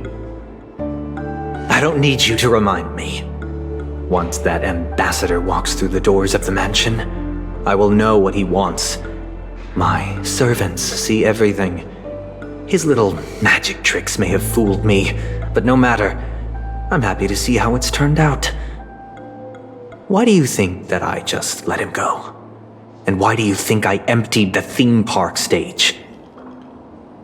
Because my target from the beginning has always been you, Hound.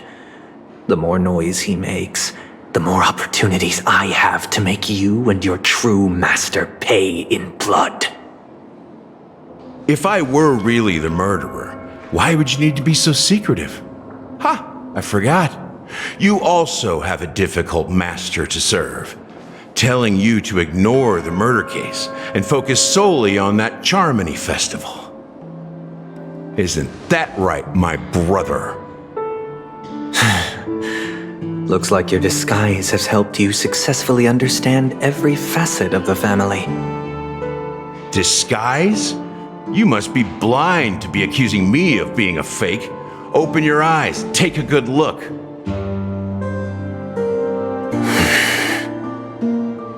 Indeed, every part of you is real. The brown hair, soft and curly like Benny's. The orange eyes, which make me miss the gaze of Sir Whitaker. That odd scar, the mark of Wolsey. And the gray vest, tie, hound emblem, bottle, the bartending, and your role as a security officer. These are all true traits. From all 52 loyal family members. When they are gathered, countless tiny truths are woven together into a lie. You collected a small piece of each of them and claimed them for yourself. Then you invented this facade, a complete Gallagher. Tell me I'm wrong.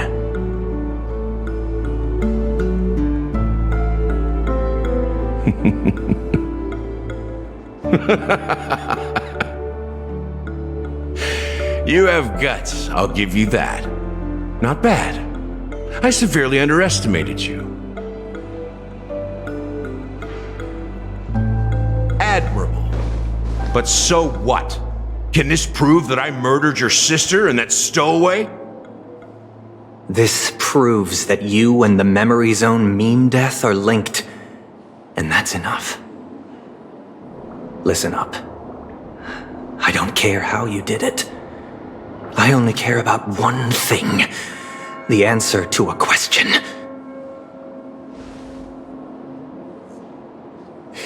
You devil. You wretched, despicable dog. Why did you kill her?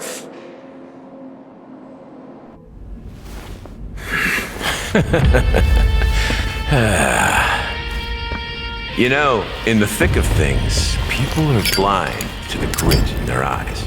Yet they can always feel it scratch. Want the answer?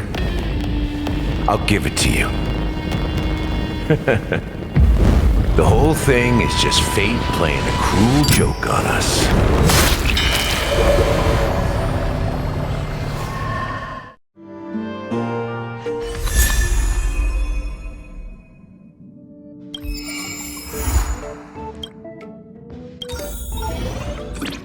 Welcome to the Interastral Peace broadcast.